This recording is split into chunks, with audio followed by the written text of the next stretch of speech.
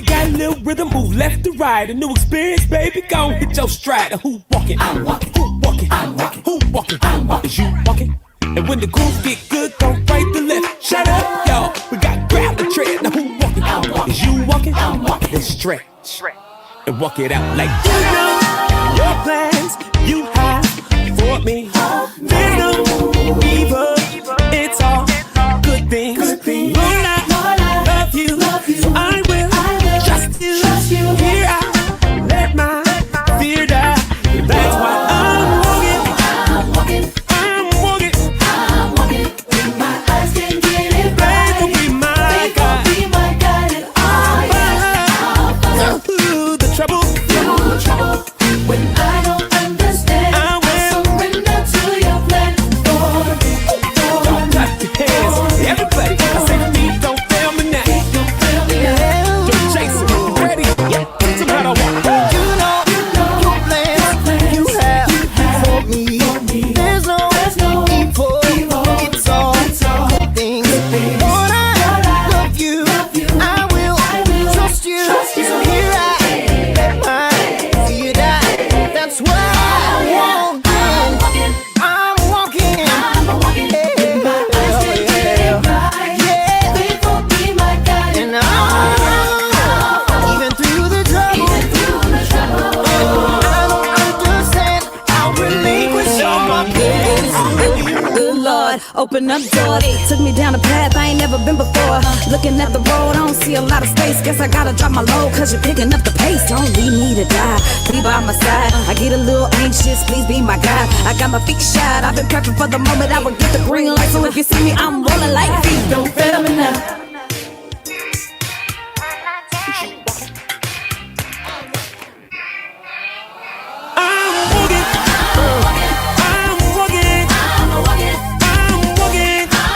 Trying to tell you like I am. By faith. Oh Lord, I'm walking. Anybody else going? Yeah, I say I am. I'm walking.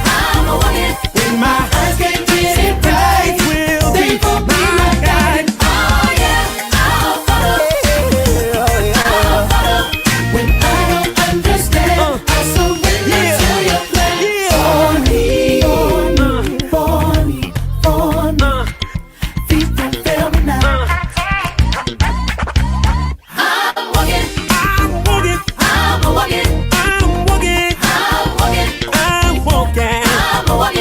Trying to tell you like I'm walking. ooh, I'm walking. Anybody else going? Yeah, I say I am. Can I get a witness? I'm walking. Wherever you may lead. Yeah. Come on, man. Ooh, yeah. By faith. Sing. Get grandmama now. Go ahead, Papa. Oh, he can't see, but I'll tell you this, you wouldn't know it. No, of course, yeah. He's incredible. I mean, when I got in the band, man, I remember he got into an argument with the drummer. By the way, Stevie, at those days, he's only a few years older than me, so he was young. He was built, ripped, buff. His push-ups and the whole thing. And the drummer got an attitude and said, man, I'm tired of Stevie. Put a blindfold on me. I'm going to fight Stevie. I'm thinking, this is not a good idea. This is just not a good idea. Hold on. Rewind. And we put the blindfold on the drummer, and they're going to duke it out. And you should have seen the guy. The guy, man, is doing like this. He's trying to find Stevie. And every time he went, bam! I mean, straight punch. This went on for a couple of minutes, and we threw the towel. We were like, you got to stop. Stevie was beat killing him down? Oh, Stevie was beating him down. I don't think he got one punch on Stevie. Bam! Because he could hear It's it. heightened. And he was hitting the guy so fast. I mean, it was just like, this ain't no fight. Like Rocky, throw in the towel. At some point, I would have took off the blindfold and really just had to And how about this? If he took the blindfold off, he may still have gotten the same Still ass. got the same ass whoop. Yeah, he would have probably got it because Stevie was ripped. This one. Good afternoon. Good afternoon. How you doing? How is baby doing? I like big boy. Thank you. Where's my son? What's that? He went to buy something. This is for you, Mom. I love you. I never forgot you. You were the best mom in the world. I love you so much. Now I'm going to send up these balloons and this flower for you, Mom. Wherever you are, I hope you're happy.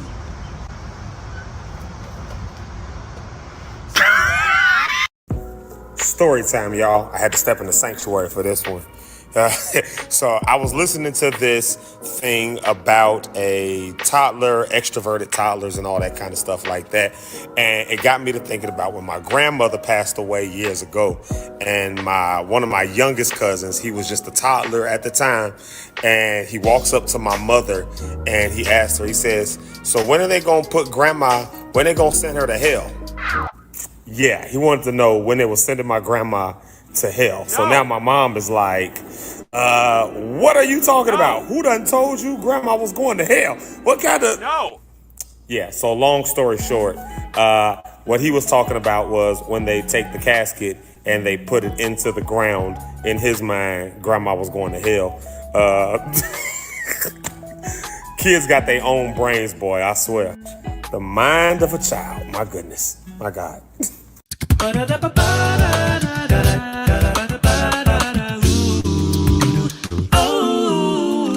This is the day, this is the day that the Lord has made, that the Lord has made. I will rejoice, I will rejoice and be glad in it, glad in it. This is the day that the Lord has made. I will rejoice and be glad in it.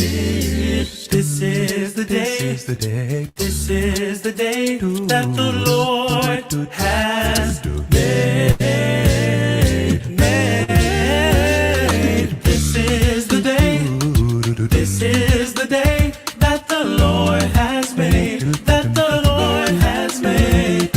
I will rejoice, I will rejoice and be glad in it, and be glad in it. This is the day that the Lord has made. I will rejoice and be glad in it. This is the day, oh, this is the day that the Lord has made. This is the day that the Lord has made. I will rejoice and be glad in it. This is the day, this is the day that the Lord has made, that the Lord has made.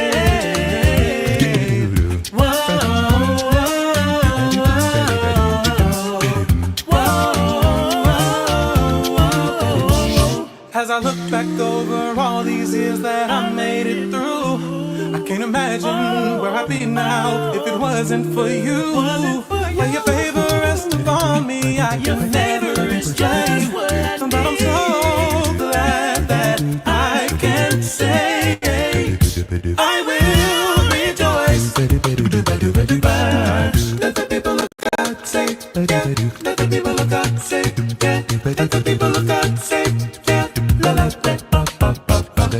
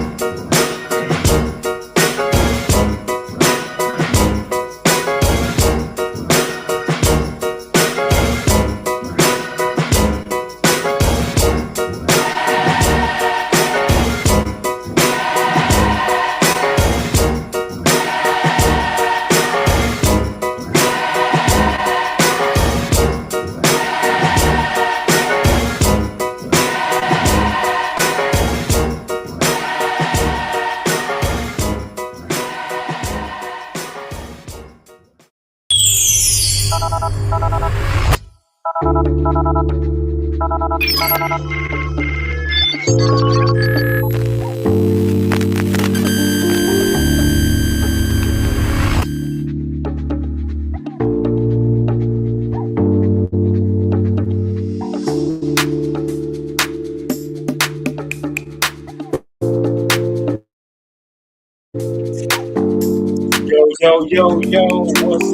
up, everybody? Good morning to y'all. Hope everybody's doing all right on today. Come on, where you at? Y'all doing all right? All right, let's see it. Every morning, we ain't gonna bother with it. It is morning to everybody. Hope you guys are doing all right.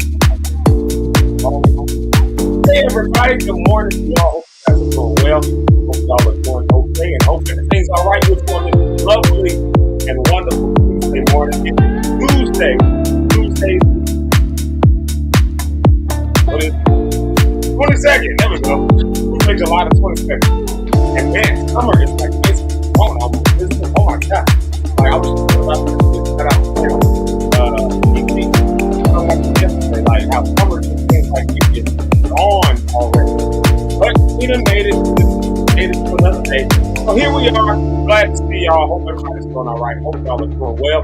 Thank y'all for locking in with Steve Cloud. Good morning. You have chosen a great way to start your day. Like I say all the time, I say it every day because it's true every day, and I'll stop saying it when it's no longer true. Instead of it's still true, then I'll still say it. So there you have it. Glad to see y'all. I'm your host, Steve Locke. I've gotten my co-host, of course, Eric Rideout. But of course, there's him, and there's Rich Holmes. There is Rhonda on the Rocks. They'll be with us a little bit later on today. So thank y'all so much. Glad to see y'all. There we go. Glad to see y'all. Glad y'all locked in with us. Glad y'all decided to join in with us this morning. And we got another good one for you guys today. Got another good one today, of course. We had a good one down. Oh, y'all can't hear me well? Okay, hold on a second. Wait a minute. Hold on. Let's see here. Got the comments on. Why every day, Jesus? Every day, Jesus, there is something else that I got to contend with on these freaking things. That's what I feel like the first 10 minutes. That's what I feel like the first 10 minutes. The first 10 minutes of this show is just figuring out what 12 things went wrong. Because they're not the same 12 things every day. They're not the same 12 things every day. What 12 things went wrong today versus what 12 things went wrong yesterday. What do we have going on yesterday? Yesterday it was like the rotation of the screens was messed up, stuff was popping up and going around. No way to do anything about that. So of course there was that. Thank you, Asia, for that comment. Let me know y'all couldn't hear me well. Thank you for that. I appreciate it. Which is gonna make it weird. So I hope y'all can hear me all right. I'm looking at my stuff, making sure it's reading okay. Yeah. I haven't been in my own studio since Friday, so yeah. So I'm looking at stuff. It looks like it's reading over here. As long as y'all can hear me, then cool. We might just have to have a no music vibe. I don't like not having music though, so we got to figure this out. I'm gonna put it out there one more time. We need an editor, and I need a producer. And I need an engineer, somebody who can handle all those kinds of things. Because I'll tell you, every day is like something else that goes wrong with doing live. I told y'all this yesterday. If you do any kind of live streaming, and shout out to all of y'all that do live streams and podcasts, y'all know the struggle is real. Asia, you did tell me you can help me. You're absolutely right. All right, bet. We're going to have a conversation. We're going to talk. Hit me up. We're going to talk. Because, the struggle is real. It's crazy. Y'all know it. Y'all, some of y'all do this. Y'all do this live every week, or let me just turn the comments on. Y'all can see yourselves. Some of y'all do this live every week. Y'all do this. Y'all know how it goes. And without being able to do like a test run, I think even on the news and other places like that, they do test runs. They do all that kind of stuff. Well, we go live 7. I'm not getting up that early to be trying to test run nothing. I'm letting y'all know that right now. I am not. It's a struggle to do at 7:30. Like. It's a struggle to do 7:30, let alone getting up at like 5:30 to do a test run. Especially if I got to be at the office or something. So we just get on, and then y'all just the first 30 minutes is y'all getting the test run with us. That's the. So, anyways, thank y'all so much. I appreciate y'all. And yes. All right. background five and all that kind of good stuff. All right, y'all. Hold on, wait a minute. Ooh, I'm eating my mustache. I'm eating my own mustache and beard. Jesus Christ, why? Hold on a minute. Wait a minute. All right, y'all. Great day today. We've got a great one for y'all today. Today is going to be a good one. We've got a conversation. We're just kind of picking up from what we did last week. I think I said something yesterday. I'm sorry, not last week, but yesterday. I said something yesterday that honestly, and me and Rich was talking about this after the fact, after the show, and it just hit me. I was like, we really, for those of us who grew up in church, especially as PKs and stuff, we come to these types of conversations. Like, we come to this stuff with, honestly, with a little bit of privilege, you know what I mean? And when I'm saying a little bit of privilege, what I mean is we come in with a perspective that's limited. In fact, I won't even just call it privilege. I'll just say it's limited. I don't know if it's always necessarily privileged, but it's definitely limited. Like, everything we do, like people who grew up in church, especially if you're a PK or something like that, it's like everything we do comes through the eyes and the lens of of church stuff. So we have conversations. Look at me with conversations around church. We do church talk and church vernacular and all this kind of stuff. Look at me on this show. I mean, it's not a church show, but look how much we talk about church. Look at our audience. We talk about church all the time. So there's some limits in our view, but it's just our worldview. It is what it is. I can't shake it. I can't really change it. I can expand on it. I can grow on it. I think I've done that. I've been very intentional, especially in my adult life, about trying to grow and learn different things, learn different cultures, learn different perspectives. I've tried to grow that. And some of that just came just by the natural circumstance of traveling and meeting other people. So not even sometimes trying to change perspectives, just the fact that meeting people just does it if you engage with people with empathy and with understanding and not always trying to impose your own will or your own agenda. You know what I mean? Like, but without any of that, limited perspectives. And this is true for anybody in any worldview, but for those of us who are from church worldview, I think we carry something just a little bit different, just a little bit heavier, a little bit weightier. And what is that? You carrying what people deem as the eternal salvation of their souls. And so sometimes the things we say and the things we do get I don't want to use the word convoluted, but they get combined on top of everything else. So in other words, if you feel like you're talking to a pastor or something like that, and you know that you smoke weed. I don't know, maybe that's your thing, And you be like, oh no, pastor, I can't tell the pastor that. I can't make it because he gonna make sure I know I'm going to hell. Like, you can already put yourself in there over there. Like, you know what I'm saying? But now people looking at you because you a pastor, because you from the church world, they're like, I can't do that around you. And there's certain levels of respect. I get that. I'm not knocking that at all. But I am saying, like, when you have this limited worldview that only goes through the lens and the eyes of church, sometimes what I think ends up happening is that when people come in that don't have that worldview, or when we have to engage with people who don't have that same limited worldview, or who maybe have different thought patterns, belief systems, all of that, then I think what ends up happening is that we end up being in the same space, or as the title implies, in the same churches, but really completely different world. Like, I live in a different world than this person. They live in a different world than me. Like, it's just two different worlds. And as many people are as there as in the church or whatever, you may have all kinds of different worlds. And so the idea of, what goes on from the pulpit and goes out into the pews very often is from a limited perspective. Like, just hear what I'm saying, right? Like, and this is something that I'm having to sort through. Like, as I really just take a real introspective look at my own. I don't know if that's redundant to say introspective look, but I take some introspection of myself, and I realize, oh man, I've grown up with pretty limited worldview. Not to say that I was sheltered, not to say that I was, not around anything. I didn't see anything. nothing like that. But but to say that I know that my worldview is different. Oh, wait a minute. Hold on a second. I'm on my tangent. I see Mama said something. The sounds are gone. Can y'all still hear me all right? Can y'all still hear me? Let me know. Can y'all hear me? Can y'all hear me? Let me know. I'll be quiet till y'all tell me. So I see somebody. Just let me know if you can hear me. Put a thumb up or something. Just let me know. Let me know. Let me know. If you can't hear me, then I know something's wrong.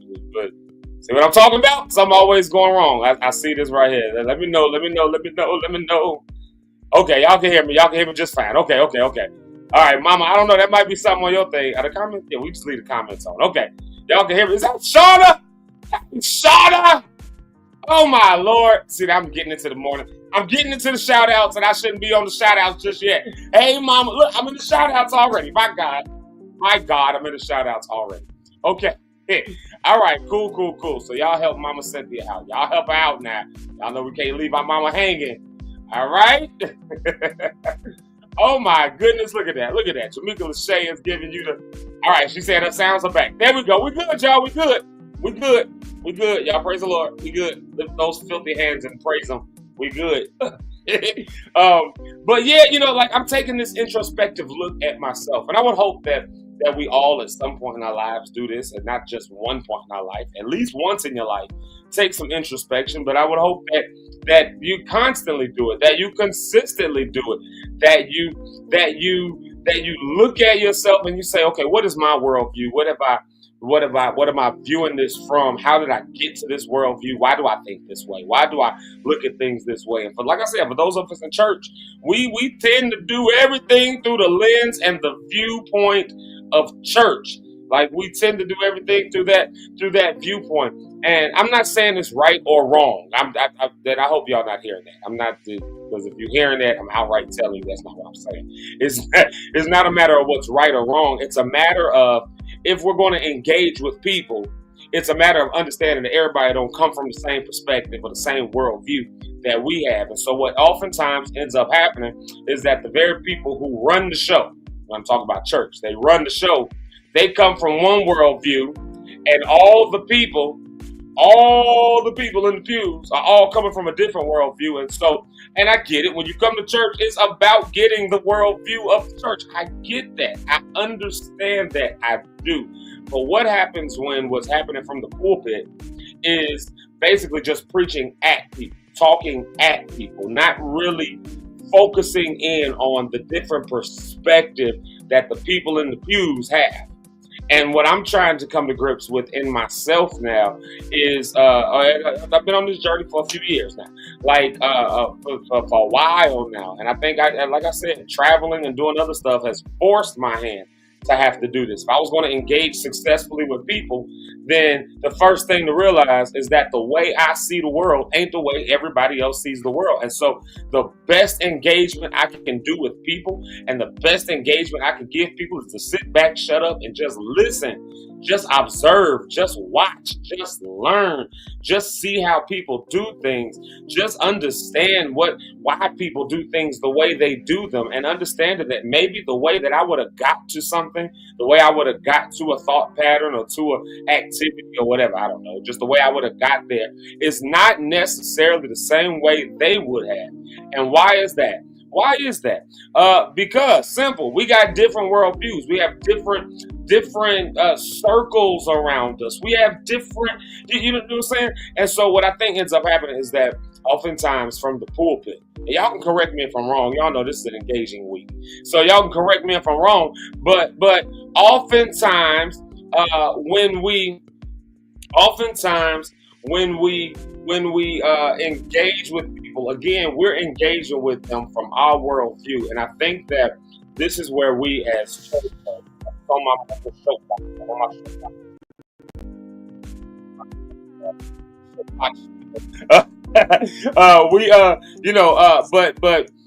I think what oftentimes ends up happening again is that because of the way we've been trained in church world, we've been trained essentially to always have an agenda. Everything we do should always represent the kingdom. Everything we do should always glorify God. Everything we do should be a witness. Listen, I'm not saying it's wrong, but I am saying that if we give it a different language, we would say we always have an agenda.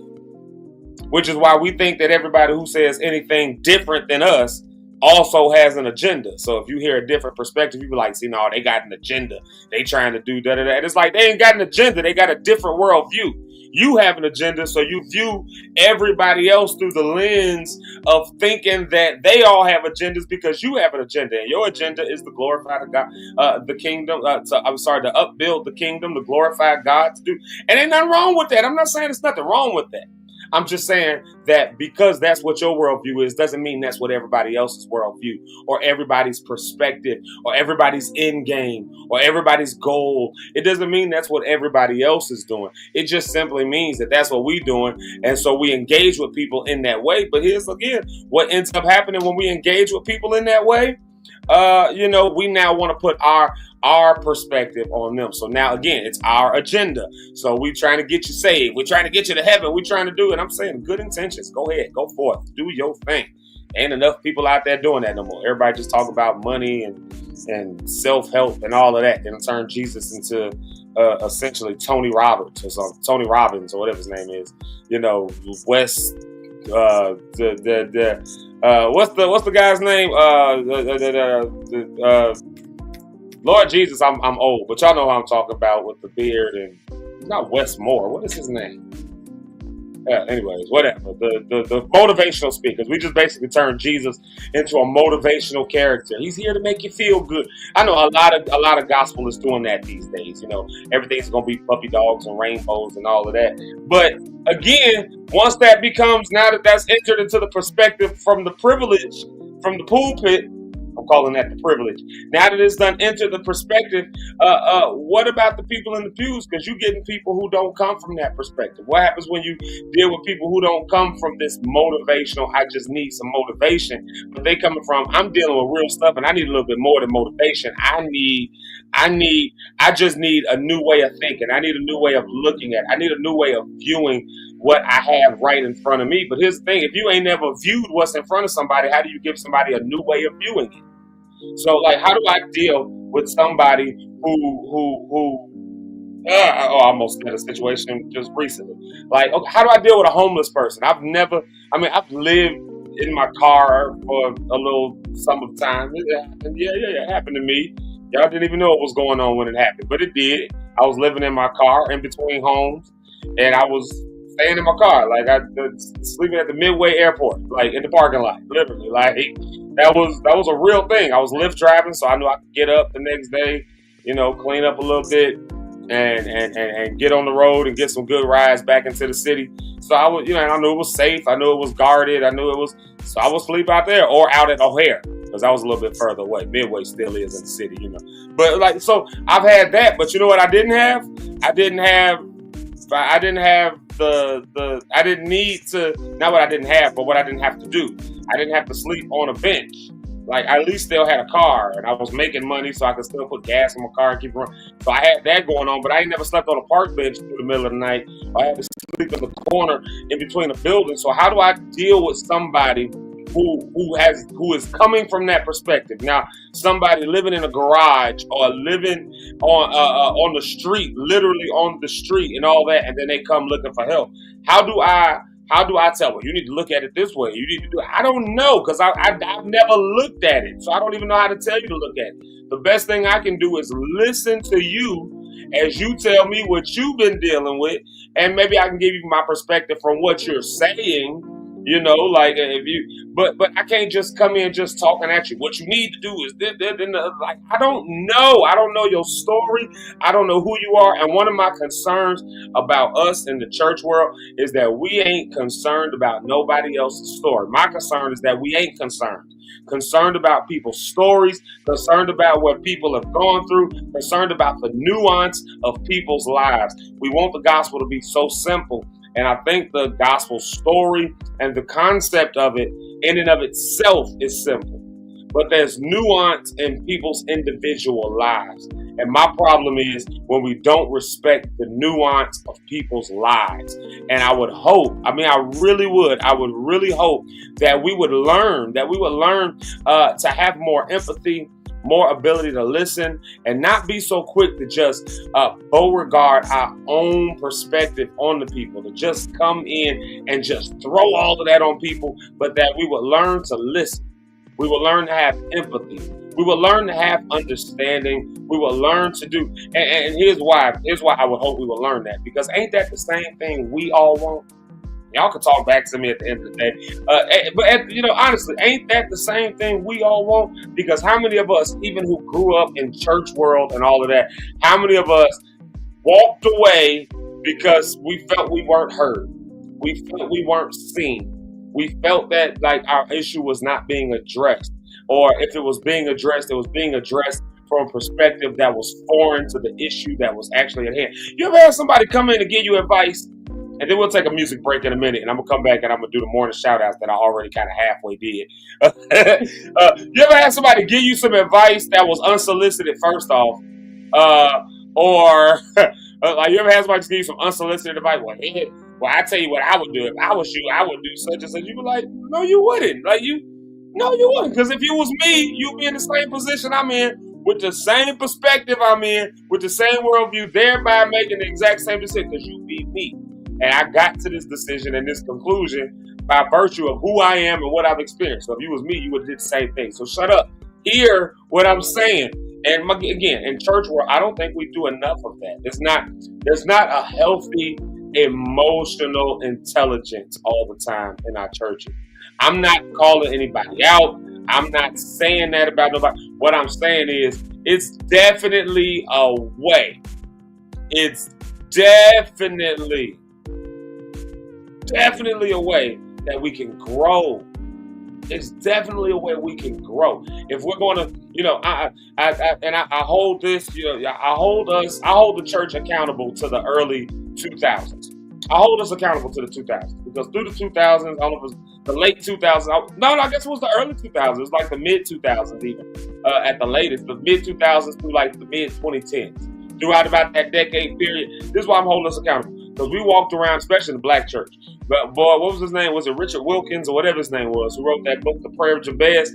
And the moment we got a hold of that little short book, The Prayer of Jabez, talk about that, Lord, enlarge my territory. Lord, give us increase. Lord, we did all that, and we all went on tangents. One of my favorite artists of all time, who has the best choir of all time. Y'all know who that is. If you know me, you know who it is. It's Donald Lawrence of Tri-City. They had a whole song about it. Increase. I pray for increase. I don't know the words, but I don't know words. So, but the idea is, it was about increase. Lord, enlarge my territory. Lord, increase. And then when God started doing that, all we wanted to do then was just impose everything we thought on all these different territories. We didn't want increase. We just wanted to have more people at our stuff. That's all we really want at the end of the day. So I'm holding us accountable to say that since we prayed for increase and the Lord gave us increase, now I'm praying that we have understanding of what increase looks like. And I think that when you have an understanding of what enlarged territory, enlarged understanding, enlargement, when you're looking at what that is, I think that now what I'm doing and what's working with me, what's working through me, is that when you engage with different cultures, and every empire understands this, every successful empire understands this throughout history. When you look at it, the successful empires gave leeway to the different nations that they were conquering. They gave a little bit of leeway. They imposed some of their stuff on them. Don't get it twisted. They did. But they knew when to give some leeway, when to let you worship your own gods, when to let you kind of have maybe some of your own cultural things, your own rules and regulations surrounding that in your own net. Because why? Because if we spend all our time trying to make y'all and force y'all to think and believe what we think and believe, we'll wear our own selves out. So we won't have a success. So what I'm saying is, now that we have enlarged territory, now that we have increased, my goal is to make sure that we understand that when we step into new territories, you're going to step into new worldviews. When you step into new territories, you're going to step into new perspectives. When you step into new territories, you're going to step into new ideas. You're going to step into new sounds. Music ain't going to sound the same. Food ain't going to taste the same. They might not even. I had a conversation with, who was that? Was it? It was one of the pastors that was on this trip from Switzerland recently. He asked me had I ever had horse before. Have I ever eaten horse? Like, giddy up, yee, rodeo, yay, horses. You know, there's places in the world where they eat horses. There's places in the world where they eat cats and dogs. What you gonna do when you go to a place like that? I'm using food as an example right now, probably because I'm hungry. But what you gonna do when you go to a place like that? You gonna look at them and say, we don't eat cats and dogs. That is the devil. So you over here, and people start eating cats and dogs. You know, Donald Trump mentions that people that ate cats and dogs and all that stuff like the Haitians, and we lost our minds. Oh my God, no, they can't eat the dogs. They can't eat the cats. You go to some countries, that's what they eat. Oh no, you can't eat the horses. I love horses. You go to some countries, that's what they eat. Meanwhile, we over here eating burgers left and right. I had one yesterday. And you go to a place like India, and that's considered like a sin, basically. Like, you know what I'm saying? Like, so different. And I'm using the food as an example, but look how something as simple as that. Like, when you go to different places, there's different stuff. So for me to go over and be like, no, you can't eat that, you can't do that, they're going to look at me and they can't receive me at that point. Because who are you? Like, who are me to judge what other people got? So anyways, that's my goal for today. We got same church, sometimes different worlds. I hope y'all would engage with us, because the conversation today is really, it's all about us. It's all about us. It's just picking up on the same kind of theme that we had going yesterday. We was talking about money on yesterday, and that conversation got good. I actually got a couple calls about that conversation. So if you haven't seen yesterday's episode, go check that out. I actually got a couple calls about that one. So I literally didn't see my wife yesterday before I got home at like 8 o'clock last night. Because I left early and I didn't get home till later. And even she was like, I was watching the show, and then my mama called, and then I had to like go back and watch. You know, she don't always watch the show. My own wife, y'all, she don't always watch the show. But she was like, that was a really engaging time. Like, I had to go back and watch that a couple times. That was so yesterday's conversation. If you haven't seen it, please go back and watch that. But I'm picking up on that same theme. Like, what are some things that we do, that we understand, because we grew up in this culture, we know this culture, we're around this culture. What are some things that we do and we understand? But when other people come in this enlarged territory and this increase that we have, what about them? They don't understand all that. They don't understand. Like the tithing thing is, they don't understand that. When you stand up and say, raise an offering at a ticketed event, they don't understand that. So here we are with this. What are some things that you may be sitting in the church with, and other people are coming from a completely different world? And here's the thing. Here's the real thing. For many of us, we probably can't even answer that as a question. That's the real challenge. That was the real challenge for me, if I'm just being honest. For many of us, we probably can't even answer that as a question. You know why? Because we've never really engaged enough with people to really understand that. And so again, it's not to call anybody out. It's not to say, I just pressed the wrong button. It's not to say, it's not to call anybody out. It's not to say, that everybody's bad and the church is wrong and this, that, and the other. I don't really, honestly, to some degree, I don't care what y'all do over there. There's so many churches around and so much stuff on YouTube that somebody will still be able to find something. And maybe God put it on your heart to do things the way you do it. But have you at least thought about that before you try to engage with others? Or are you cool with the us for and no more philosophy? Those who are in my church right now, those who are in my church, and that's what it's going to be, and I'm cool with that.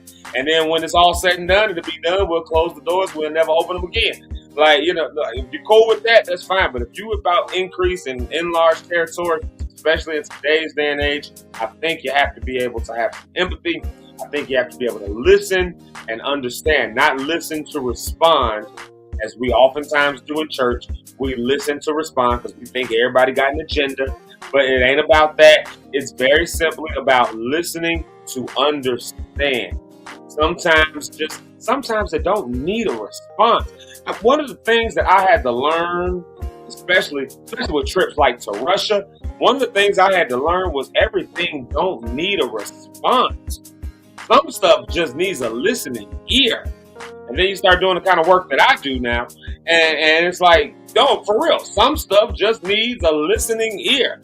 Like, don't need nobody to respond to it. Doesn't need you to like, oh, let me just go ahead and pray for you real quick. And let me, y'all know how we do in church, especially in charismatic movements, Pentecostal movements. We gonna hug you up real good. And we go, oh, God, oh, Jesus, yeah, hey, we're gonna do all of that. And the person just told you, I'm not feeling well today. I got a little bit of a headache. Feel like I need a little rest. I'm a little overwhelmed, but if I just take a day and just chill out, and the first thing we want to do, grab them up. Oh God, I want to pray. Let me just pray for you. Lord, give her rest. Rest her mind. Rest. I just told you I had a headache. I just told you I was a little tired.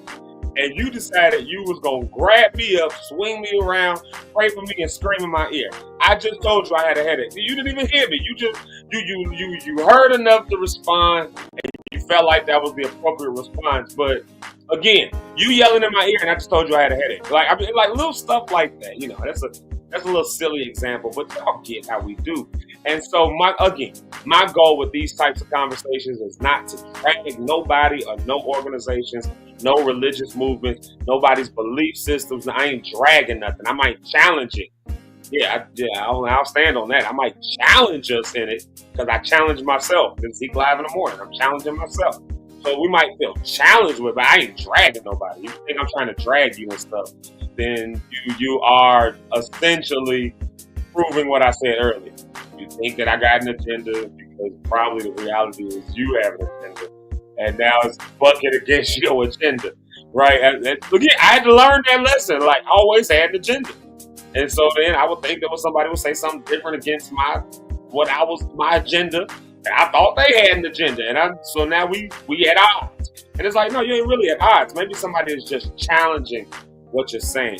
Maybe yes, somebody's just challenging what you're saying. Somebody is just trying to understand what you're saying. So that's the goal of these types of conversations, to gain deeper understanding. Because if we really love the church, then we got to address the elephant in the room. Our numbers have declined and are trending downward. I know there's some new studies that say there's an uptick, especially in some denominations that are growing, but trends are down. There's a difference between uptick. It's not trending up. There may be an uptick, but this is how scales work. They do like this, even as they trend down, and we're losing numbers left and right in this nation of the church. So if you love the church, you want to do what it takes to grow it, to see it grow. And I think that what's going to happen, this is just me. I don't know. This is just me. This is the way I see it. Maybe I'm right. Maybe I'm wrong. 50 years from now, we'll be able to look back on this live and tell whether I was right or wrong. But I think that 50 years from now, we're just going to see church that looks differently. And that just is what it is. That's always happened over history. The way you do church right now, trust me, you will not open the book of Acts and find what you do in your church in there. You just won't. And that's not how they did church. It's just not. So I know we all want to go back to the original and all of that, but trust me, it's changed over time. You can't go back to the year 300 AD and find the way they did church, the way you doing church. It's just, unless you go into like a super Orthodox church. And even then, you can probably maybe trace back about 1,000 or so years. So talking 2,000 years of Christianity, a lot of things have changed, even in the way we deal with each other. So I think that we're going through one of those changes right now. And so how church will look in 50 years will probably not be how it looks right now. But if we have a desire and a real love for it, like most of us, I think, do, and I'm not unaware. A lot of people on here who are listening don't necessarily have that view, and that's fine. That's okay. But at the end of the day, that love that we have in the church, we want to see it grow. We want to see it better, but you can't get better. You can't improve yourself as long as you're always trying to prove yourself. The more you try to prove yourself, the less chance you have at improving yourself. So the more we try to prove that we right, the more we try to prove that we are this, that, and the other, then the less chance we'll have at improving the impact of what we actually want to do. And so we'll continue to work against our own selves. So that's my short box spiel. We'll continue in that conversation on today. Let's do this. Let's dive into some morning shout-outs. Let's do some morning shout-outs. Give back my music track. Yeah, let's lighten this up real quick. Give me some morning shout-outs. If you haven't said good morning, do me a favor. Go ahead and say it. We'll take a music break after I go through the shout-outs from people that's already said good morning. So if you haven't said it already, go ahead and let me know that you're here. But I got to give some deference, some respect, and some love to this person right here because she was the first comment of the day. Is my girl, my homie, my little sis, Jamaica Lachey. She says, good morning. All is a terrific Tuesday. Let's have a great day. Yes, let's have a great day today. Absolutely. And again, I thank y'all for being here. Y'all know Jamaica Lachey. Y'all can find her music everywhere. So I'm going to check her out. Find her music, Miss Jamaica Lachey. And then look who it is, though. It's also Mama Pastor Cynthia Cohen. I know some of these names I already shouted them out. Said good morning. I will still say these shout outs. Because I turn the comments. When I turn the comments on, I be seeing the comments and I start diving into them before we do the shout outs. I just be all out of order. But it's all good. Y'all love me anyways, right? I hope so. Mama Pastor Cynthia Cohen saying good morning to all the Lock stars. Y'all go show her some love. That's Rhonda's mama. Y'all know how we feel about the mamas of the show. So y'all go show Rhonda's mama some love and give her some big hugs and all that stuff. And then look who it is. It's Asia Jamal. Again, I know I already shouted out some of these people. She's the first person I put on the screen when she told me that the music was loud and y'all couldn't hear my mic. And we trying to figure that out. And I honestly don't know what we can do about that. Because the gain is pretty much all the way up. I'm surprised it ain't clipping. So you got to figure that out. But shout out to Asia Jamal, Pure Live Podcast over here on YouTube. You can go and check that out. And then look who it is. It's our girl, Brony Cat. Y'all know I got to put both her announcements up. Y'all know she's a church announcement lady. Says good morning to the beautiful and handsome Lock stars. Oh, she done called us beautiful and handsome. Hey, y'all better wear that today. You take that bonnet off. Go ahead and get your clothes on. Go ahead out there and stretch your stuff today. Because Brody Cat said you was beautiful. Line that beard up and walk outside and stretch your stuff. She said you was handsome today. So y'all beautiful and handsome according to Miss Brony Cat. Testimony Tuesday. I love that. Let them see your testimony while you're walking it out. And can I just say that I love that whole idea of Testimony Tuesday, because essentially everything I just said that I was talking about really is centered around the idea of being able to testify, being able to tell your story, your perspective, your worldview. I'll tell y'all the story afterwards about something I saw that just blew my mind. I just watched it last night. It blew my mind. If I remember, I'll tell you about it. Somebody remind me. If I don't tell y'all about this story by 9:15, if I ain't brought this story up by 9:15, somebody just remind me. Can y'all do that? I'm sure about 4 of y'all going to jump in there. It's a story about going to an atheist church. Now, I didn't go to the atheist church. I'm going to throw that out there right away. Like, I don't even know what one is. But I saw somebody who went to one and they gave their honest review on one, and it blew my mind. So remind me if I don't tell the story, and this is in regards directly to the Testimony Tuesday comment. If I have not told this story by 9:15, I'm going to try to work it into the conversation before then. So somebody just remind me about the atheist church. I know that sounds crazy, but it was pretty interesting. I won't tell you what my thoughts yet. I'll tell you later when we talk about the atheist church. All right. But her second announcement was welcome to Speak Live in the Morning with Speak Lock, Eric Rideout, Rich Holmes, and we got to remember Rhonda on the Rock. She's here today too. Grab your beverages and let's talk about a different world from where we've originated. Yeah, some of us, actually, I like the way you just said that, because some of us originated in the church world and then moved on to other worlds. We was like, I'm done with the church world. Yeah, I know. I know some of y'all want to clutch your pearls when I say that. I know. And then some of us originated in other worlds and then migrated over to the church world. I know that's the one y'all want to raise your hands and rejoice with. Oh, I was in the darkness, but I seen the marvelous light. I know. I get it. I do like that. Originated in one world, went to a different world. But also at the same time, as a result of that, you got people that's living in multi-different worlds right in these same pews. And so that's what we talk about today. So shout out to Brody Cat on the church announcements. I told you I just deemed her the church announcement lady. And then let's see here. Speaking of mamas of the show, there goes Eric's mama.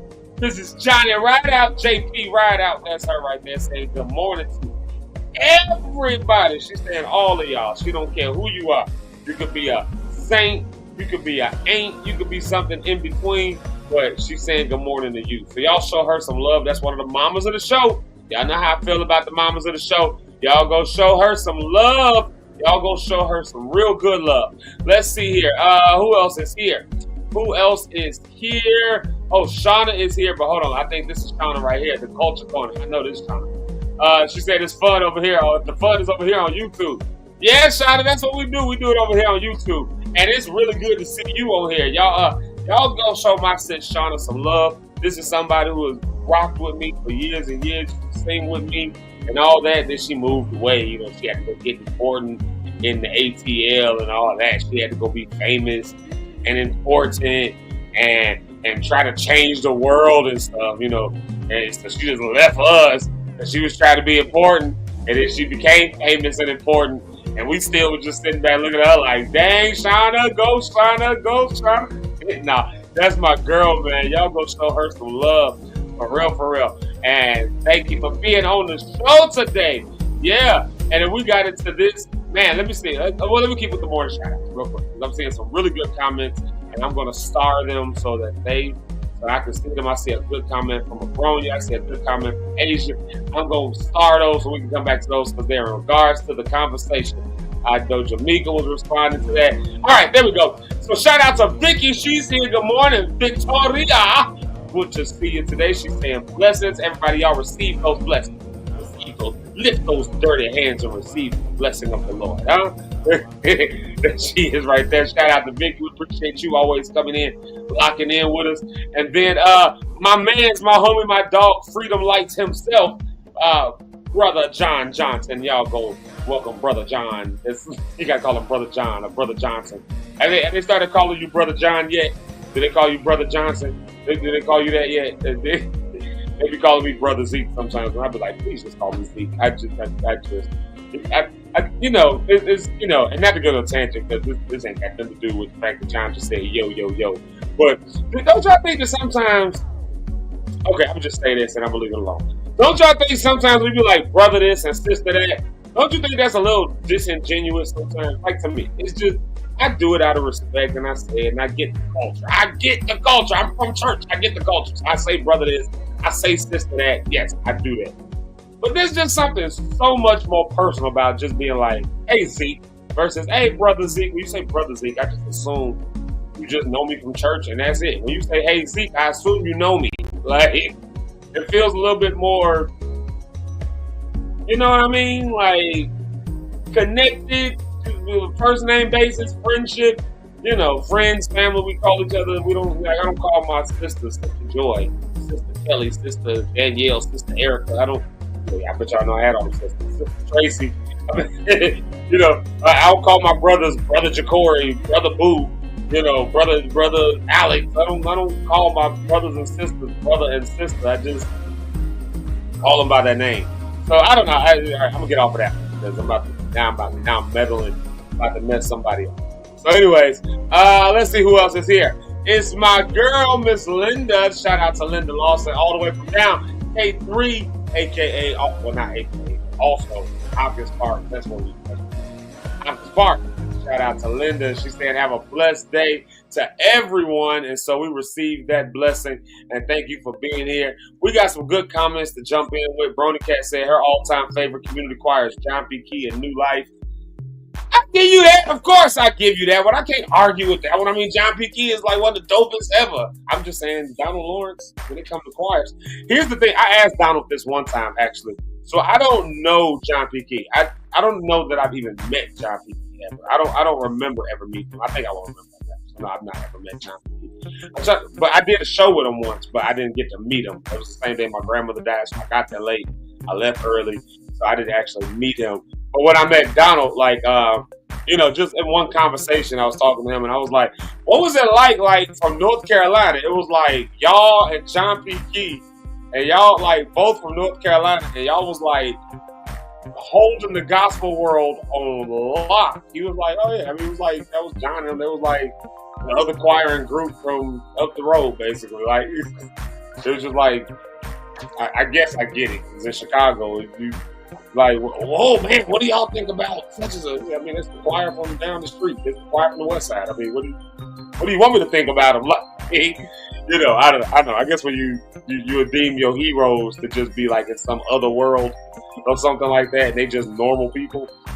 I mean, it's like, you know, you ever met your heroes? They just normal people, and you just be like, no. I mean, I thought you like walked on water or something. I thought you was gonna like float in the room and like fairy dust was gonna fly out. You were gonna have like an aura and just come in. I thought that's what I was gonna get, and you just came in like a regular person with like regular people stories. Like, I mean, like, yeah, that's all. Every of my heroes. That's literally how it's been. So, anyways, we're gonna take a quick music break. We're gonna come right back. We're gonna dive some more into this same church, different worlds.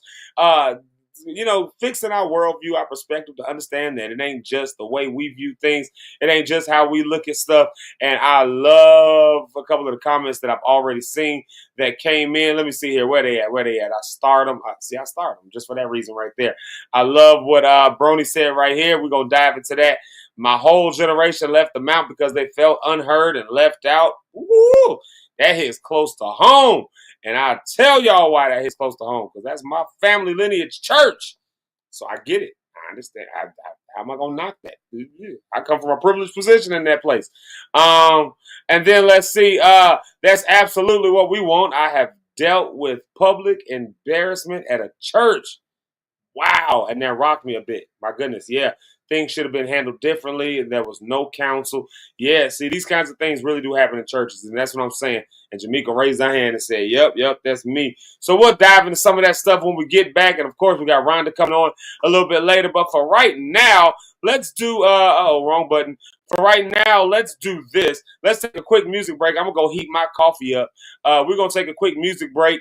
Y'all know I can't let the day go by without playing this. I just hear this line in my head that I just hear that in my head. It's literally just running around through my head. So I'm going to play it. Miss Frida, I just really like this song. I really love this track. I'm going to play that. We're going to come right back. We'll see y'all in a minute. Make sure y'all, if you haven't said good morning, say good morning, and then we'll be right back.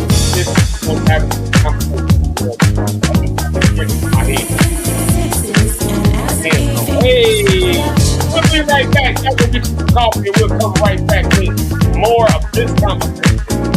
In a minute.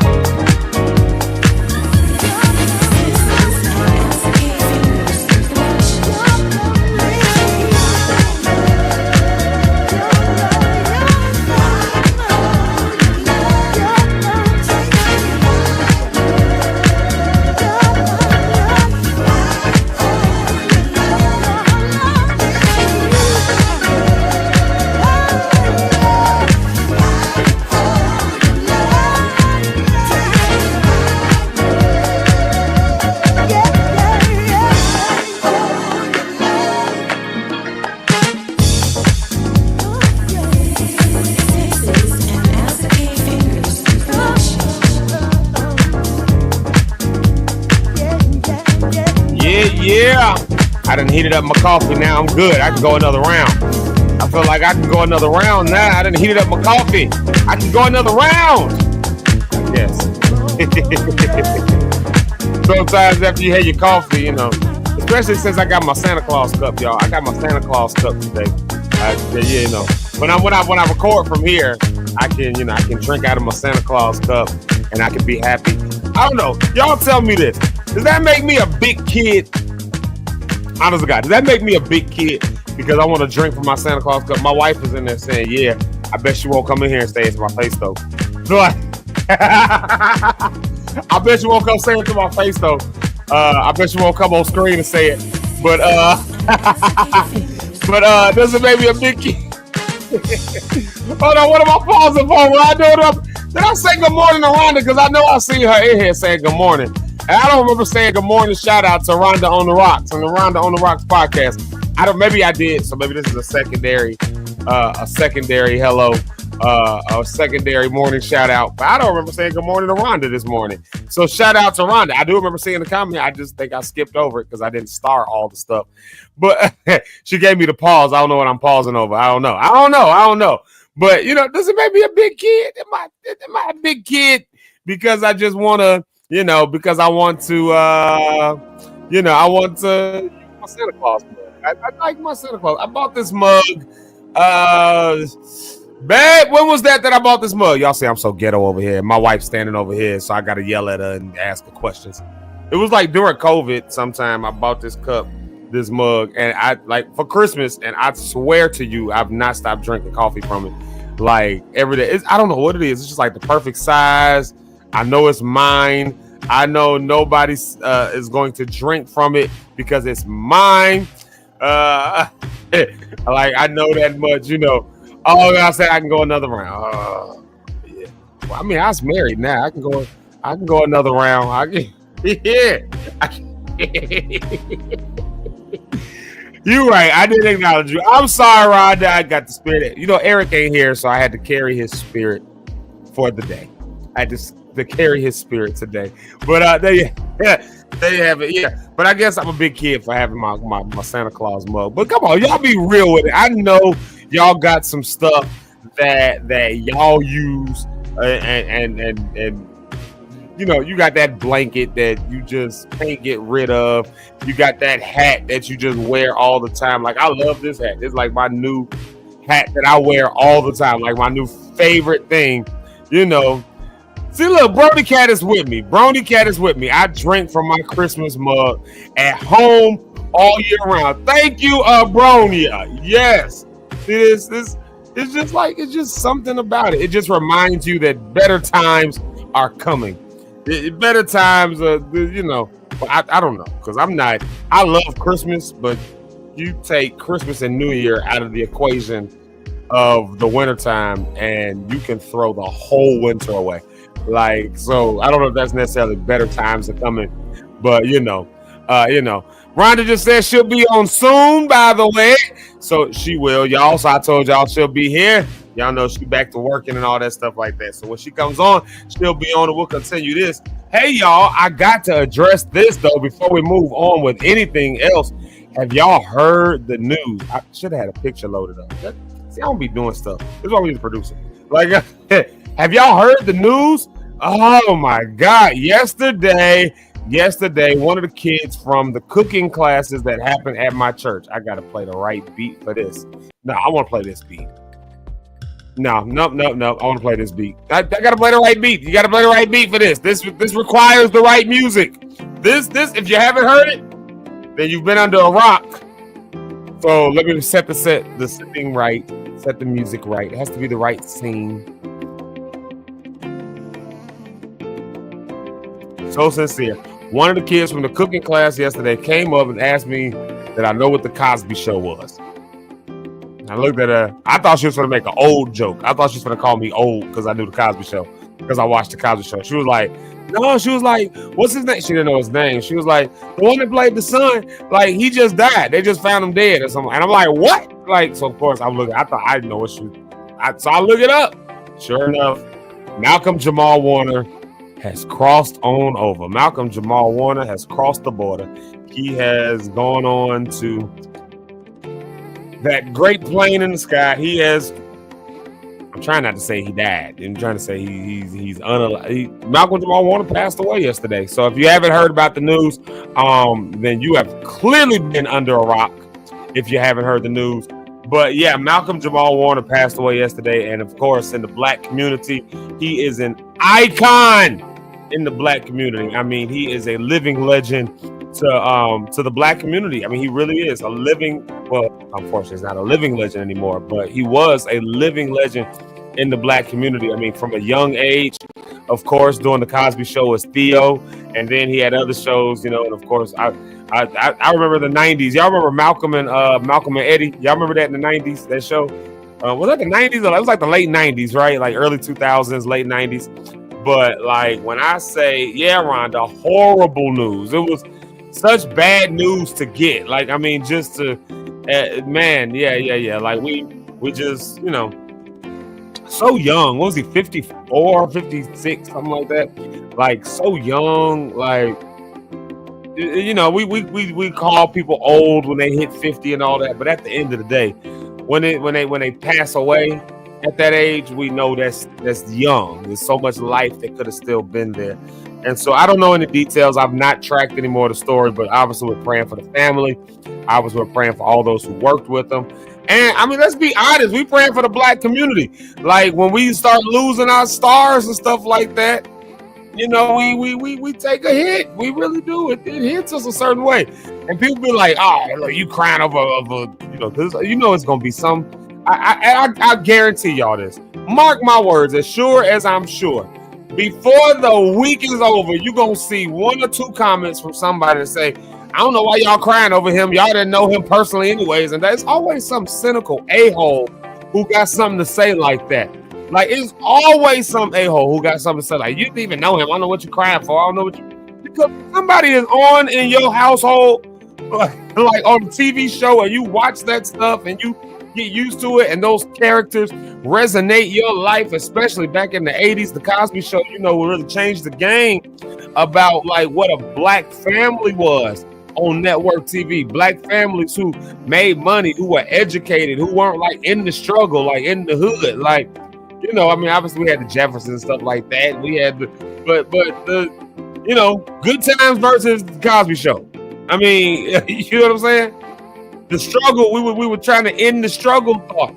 And so when you got the son who resonates with you as a kid and you kind of understand that, you can even look on those reruns, you're like, oh, I understand what that's like growing up as a young, as a young man, as a young black man. I understand that. I get that. And so now I get it from a different perspective to some degree, from a perspective of a professional household and a household that ain't in the struggle. Like, so we wear that stuff. We wear it. It helped to shape many people. The Theo character shaped a lot of people. It shaped them. It shaped their goals. It shaped the way they. So yeah, people wear that stuff. So to every a-hole that's gonna be out there talking about some to every a-hole that's gonna sit here and talk about, I didn't know him personally, you shouldn't be crying. Because I already know somebody that posted something like that. This is what I want. Like, I ain't gonna say what I want you to do. You do what you want to do. But wouldn't it be great if everybody who saw those types of a-holes on there, if we decided all collectively to go under their page, under their comment or whatever, and just call them out for being the a-hole that they are, for making such an insensitive comment to the entirety of the black community, just because they want to be a contrarian, or just because they didn't understand the impact of it. Speaking of same church, different world. Oh, remember the show A Different World? That was a spinoff of the Cosby Show, which is where we really got to know Malcolm Jamal Warner. Oh, that's crazy. I wasn't even planning that. But wouldn't it be crazy? Wouldn't it be crazy if we all just decided that we was gonna be, that we was all gonna be confrontational to people who are gonna be a-holes like that? Because the black community is grieving right now. And so, we pray for the family of Malcolm Jamal Warner. Obviously, they deserve all of the highest level of respect and prayer in this moment. Everyone who's worked with him and all his friends, obviously they all deserve higher levels. But the black community, you know, be respectful to people. Don't be one of the people that's like, you ain't even know them anyways. You ain't even, you know, maybe somebody on here got that exact thought. Just be sensitive, empathy, emotional intelligence. You know what I mean? Yeah, good television. Cosby Show was monumental. Yeah, absolutely. Yeah, like for real. Look at Rhonda. That's what I was watching instead of Martin. So for those that don't know, Rhonda is just now watching Martin. I feel like she needs to have like a whole nother, I won't say persona, but a whole nother thing that's like Rhonda on Martin or something like that, you know, like, and she is an adult watching it for the first time because the perspective's there, you know, like we got to give credit to our black shows though, that's for sure. Shout out to my auntie Regina. Hopefully they made it in safely. Auntie, I don't know if I text you back or not, auntie. You sent me some picture stuff, and I know I started responding, but I was driving, and I don't remember if I actually responded. If I didn't, then I was, well, this is a moot point now because I couldn't get down to Kankakee yesterday, so I couldn't do that anyways, you know, or Friday, Sunday I couldn't get down there, but I'm gonna have to hit you up because I do need something. That's to my auntie Regina. But yeah, man, you know, we don't you know, shout out to the family of Michael Jamal Warner and all that stuff like that. But man, we don't have. Let me tread lightly before I say what I'm about to say. Let me ask it instead of say it. Do we have anything that's iconic black in entertainment today? Like when you think of what the Cosby Show, and I understand the entertainment landscape is so different. We've got streaming, we've got more shows and entertainment at our disposal than we ever thought was possible, even 20 years ago. But do we have anything that's so iconic and so monumental, specifically in black culture today, that's not from back in the day? Like we're talking about Martin. Martin was monumental.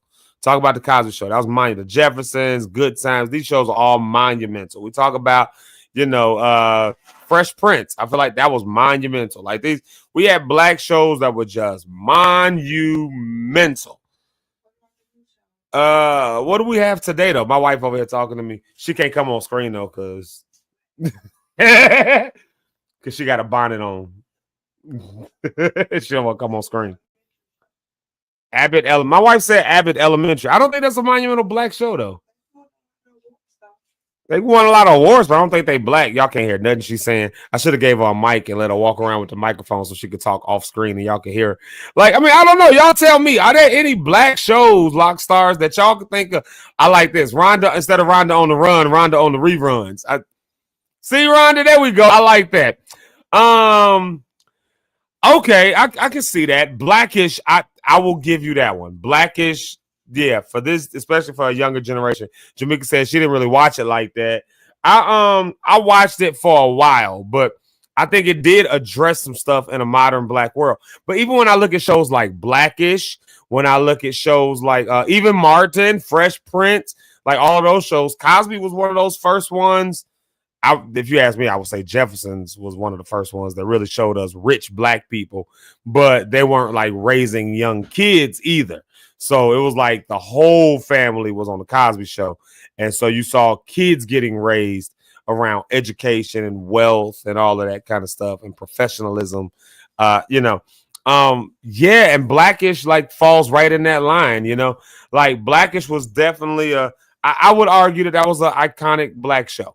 Even if you've never watched Blackish, I would argue that was a good show to watch. I would like from the black community perspective, like because it addressed a lot of different issues. I think they did a lot of good stuff on that show. So yeah, that's one.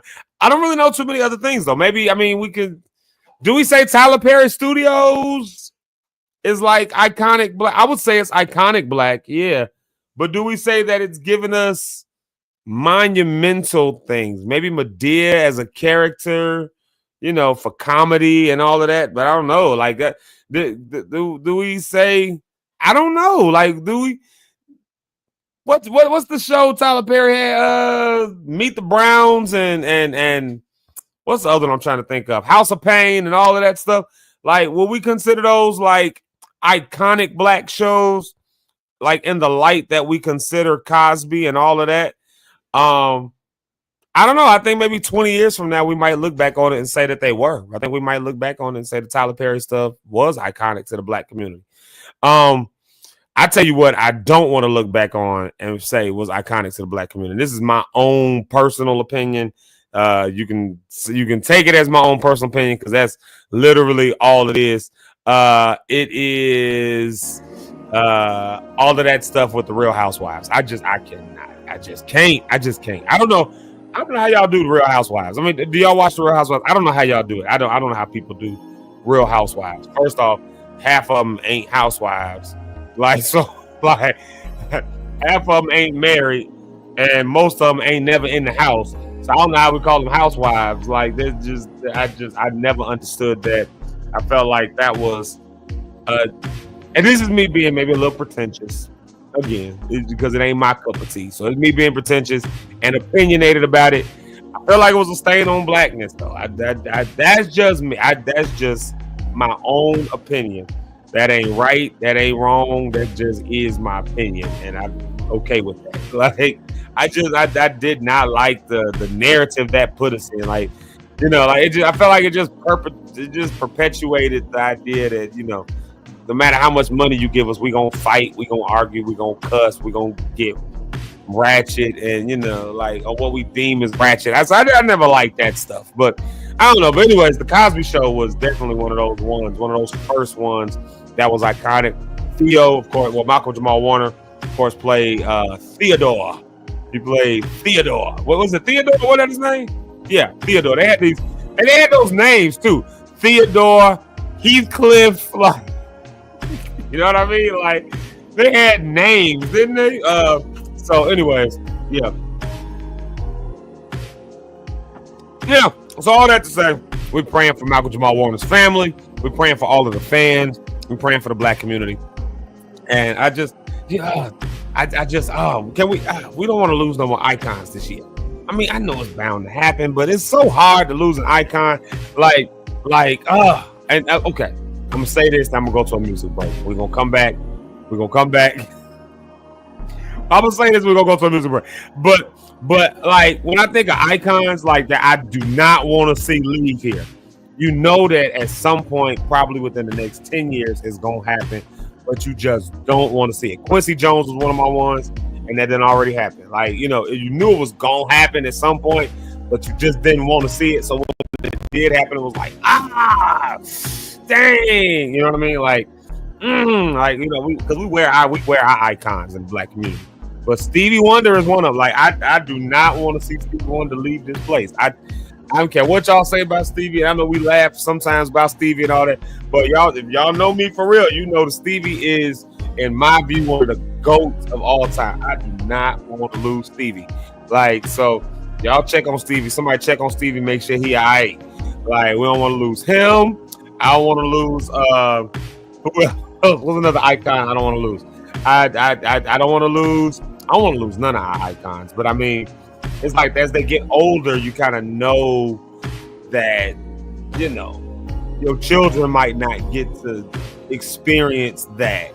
Like, it's things that you want your kids to experience, and they just won't, because time does what time does. You know what I mean? Like, so I don't know. I guess Stevie Wonder is my main one. I just don't want to lose Stevie Wonder. I don't. But y'all know that they be saying people like be going in threes. I don't know how true that is, or we just give 3 announcements and we'd be like, okay, we're not giving the 4th announcement, because I feel like people be down like in 12s and 13s. But the news only gonna report 3 of them and then move on to the next story. But yeah, Stevie is my one. I don't know what y'all's one is, but I can't lose Stevie. We can't lose Stevie, y'all. We can't lose Stevie. We done lost Michael. We done lost Prince. We done lost. We can't lose Diana Ross. That's another one. We can't lose Diana. We can't lose Diana Ross. We can't lose. Oh my God, y'all help me. Who else can't we lose? Matter of fact, y'all know what? Let's do this. Hey, Rhonda, you already know what I'm gonna do. That's why hey, Rhonda. Ready. Hey. Yes, okay. You are. Yes. I'm trying to think. What? How you doing? Let's start there. How you doing? I am in mourning. Truly. Aww. that Malcolm Jamal Warner, like, I don't know, it's just so sad.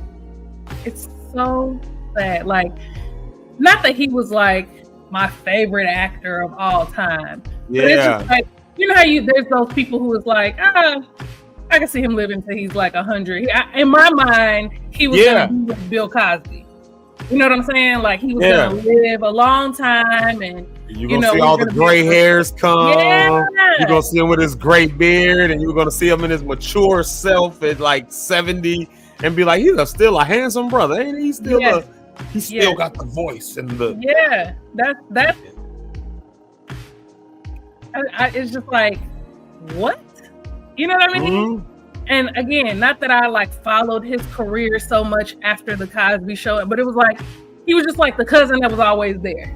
Right. Family functions, like, well, you know Tyrone gonna be there because that's Tyrone. Ain't nothing ever gonna happen. Tyrone gonna outlive us all. That's how it goes. And so, and then to like the way that he passed from drowning is just like.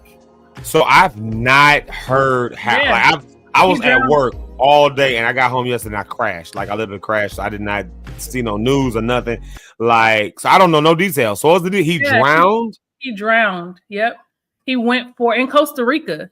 He was on a family trip in Costa Rica, and he his wife said he went for a solo swim, like right after sunrise.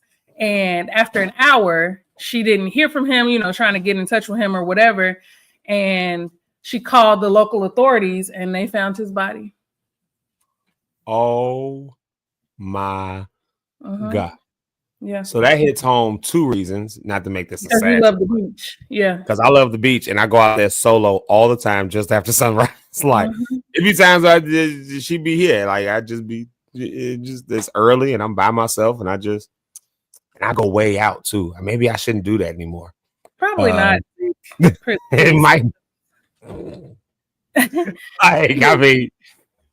mean, right, but get it, like I just can only imagine like what was going through his mind when he realized that he couldn't get back to show. You know what I'm saying? Like, yeah. If I go too deep down the rabbit hole, I'll have to get off this show. But no. And not that I like shed any tears, but just like I think about his daughter. You know, I've lost my father, so I can only imagine what that baby is going through. And so tragically, y'all on vacation, right? His wife, you on vacation. How many times do you get to vacate with your spouse and your family because he's so busy? Right. Y'all finally get this vacation that I'm sure you were looking forward to. I'm gonna say all this and I'm gonna be done. We got to move on. No, you got you know, and then to just come back home without him. Yeah. What? That doesn't even like I can't put those pieces together in my mind. Yeah. To go on vacation with your family and you come back without them. I just so the drowning to his wife and to his children, his parents. His parents are still living. You know, all of his friends in the industry that got to work with him and just friends in his everyday life, his cousins, if he had a dog, like everybody that is now mourning the loss of such an impactful person in the Black household. And you mentioned earlier, like what the Cosby Show meant to us as Black people. Right. The father is a doctor. The mother is a lawyer. The children go to school. Theo went to college. He went to NYU. Yeah. Graduated from college on this show. You know what I mean? Then he worked at this youth center. He helped kids. Like we watched him go through like his like relationship journey, his friendship journey, the whole thing with like finding a joint. He pierced his ears, like all of these things that we as young people was like, okay, like this feels like it's my home. Like I wanted to be a Huxtable so bad. Listen, right? And so it just meant so much to us as Black people. And I'm sure white people too, but I mean, to us as Black people, to see a affluent Black family, parents were together, they weren't talking about divorce. The parents were together, and then their parents were together. So you got to see the grandparents. Exactly, that part. You know what I mean? Like you got to see the oldest daughter, Sandra, you know, she was going through law school and her husband was going through medical school, and then they had a family. It was just so much. Then the blended family with Denise, and she married and Olivia. I mean, on and on and on and on. Like we just got to see so many dynamics of what it means to be a Black fan, and gave you something to aspire to. Those shows like The Cosby Show, A Different World, that made you want to go to college. Right. You wanted that experience. You wanted to see that. You wanted, you wanted that experience of going to college. And say what you want about Bill Cosby, he was dead wrong if he did all of the things that they said that he did. Dead wrong. Please hear me. If he did all of that stuff, he was dead wrong, and he should have consequences for his action. But we cannot take away from his impact and influence on the Black community in a positive way. Now, what he did when them cameras was off, he did when them cameras was off. But I mean, it just meant so much to us. And I mean, I make jokes about like I was watching that instead of Martin, but I actually was, because that was a show that my parents could leave the room. Right? We could sit down and watch The Cosby Show, and my parents could leave the room, and they didn't have to worry about what we might see or hear from this show without supervision. Right? I mean, that was when we were much younger, obviously, but there's not a lot of shows like that. There's not a lot of movies like that where I could leave my 7-year-old and be like, okay, even cartoons nowadays. Some of the suggestive stuff that's in some of these cartoons, it makes you turn your head. Like you be in the other room like, what is that? And kids, of course, don't understand it. They're not putting two and two together. But as an adult, you like, that was a weird thing to say for a cartoon character. Like, no kid is not going to get it, but I know exactly what they're talking about or suggesting. And so that was one of those shows where it was like, you know, Theo loved his sisters on that show. He was the only son. He loved his sisters. I mean, it's just, I could go on all day about it. It's just really heartbreaking. My prayer is truly for his wife and his children and his parents and the people who were so closely connected to him. He wasn't in any scandals. You never heard his name come up in no mess in the blogs and in the tabloids. If ever you heard anything about Malcolm Jamal Warner, it was something positive, a new TV show he was doing. He was a poet, a musician. And good at like, all of the stuff. Why? Like, come on. Like, you know, not that we should, I don't know if we should question God or not. I go back and forth with that. But in cases like this, I'm like, God, I have a list of other people. I have a list of other people, and Malcolm Jamal Warner was not on that list. Right. Yeah. Like, there's a few others that, I mean, if you want them to come home to be with you, right? If you just looking for products, Lord, I got. Let me steer you this way instead. Like, strike while the iron is hot. I know a few. That just, you know, they probably better heavenly bound than they are earthly good. Okay. So, take them while you can, Lord. I get it, but man, Malcolm Jamal Warner definitely an icon in the Black community. We did not, maybe even realize how iconic he was to us, because I think a lot of times we take some of that stuff for granted. Like, it's like we know it. We know they're iconic. We know who they are. But like you said, it's that cousin that's always there.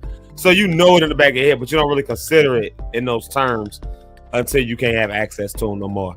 Or you can't see them. You be like, God, dog, we lost him. Oh, we lost her.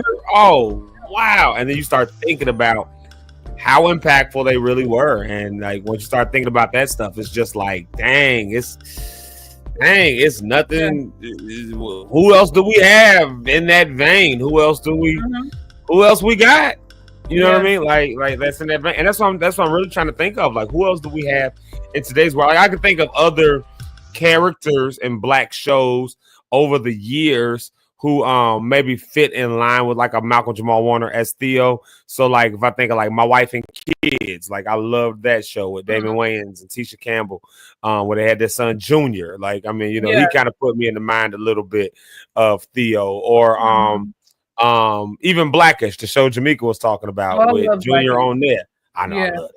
That show was so good. It was so good. So good. But did he write that too? No, that was I don't know if he had a hand in it or not, but that was Kenya Barris. Yeah, that was Kenya Barris, whatever his name is, Kenya Harris, whatever his name is. Kenya Barris, that's his name. Like, the first name is Kenya, I know that much.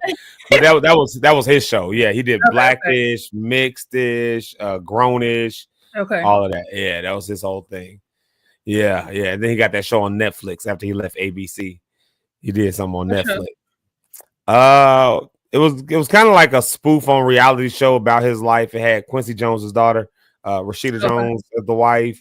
I can't think of the name of it. It only went like 1 or 2 seasons though. They only did like 1 or 2 seasons of it. I can't think of the name of that show. It was on Netflix. I can't even think of it. I should have been prepared for this. Like, yeah, I'm old. I don't know nothing. But Kenya Barris, he's the one.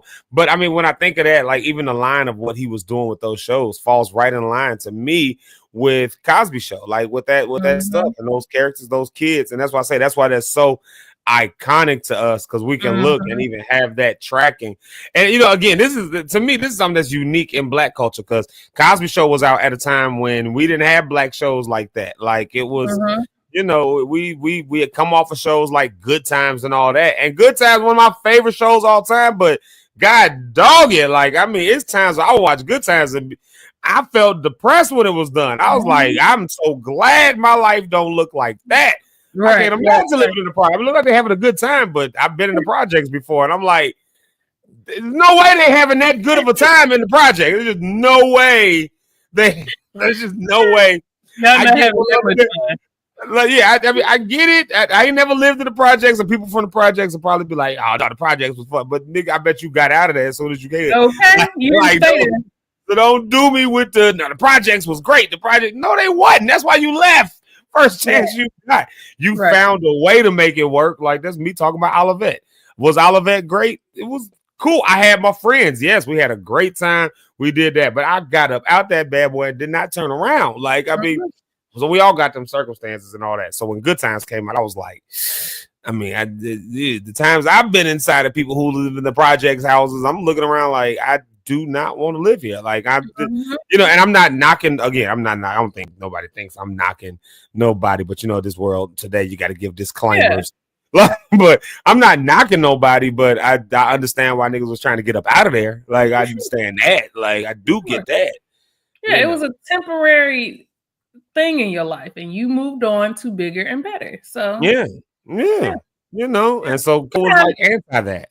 Yeah, I like Good Times. I think there were, things that you could learn and take away, but like, I don't think Good Times is in the same category. It's just not in the same category as the Cosby Show. I think the Cosby Show was a lane of their own. Even the Jeffersons, right? Like the Jeffersons was cool, but they, they didn't have like children that they were raising. They had their son, he was older. You didn't really see Lionel. It was really just Weezy and whatever George Jefferson's name was. They came up in their older age. Correct. It's like they came up in older age. Right. And the Cosby Show, you didn't have any white people as main characters at all. Like they may come in and out every now and then, but you did not have any. If you think about like the Parkers, they had the one girl who was like a main white character. If you think about, like some other TV shows, they always had to have that token white person just to kind of like balance it out. But we don't have, My Wife and Kids didn't either. I don't think Good Times really did either, did they? No. Yeah. But it's like there are shows where it's like, okay, y'all a black show, but you gotta have your white homeboy or your white, girlfriend to kind of, keep it like fair. Steve Harvey Show. Like Steve Harvey Show had the one boy, what's his name? Moose or something, whatever his name was. Yeah, Two dumb boys. Bullethead, yeah. I said Moose.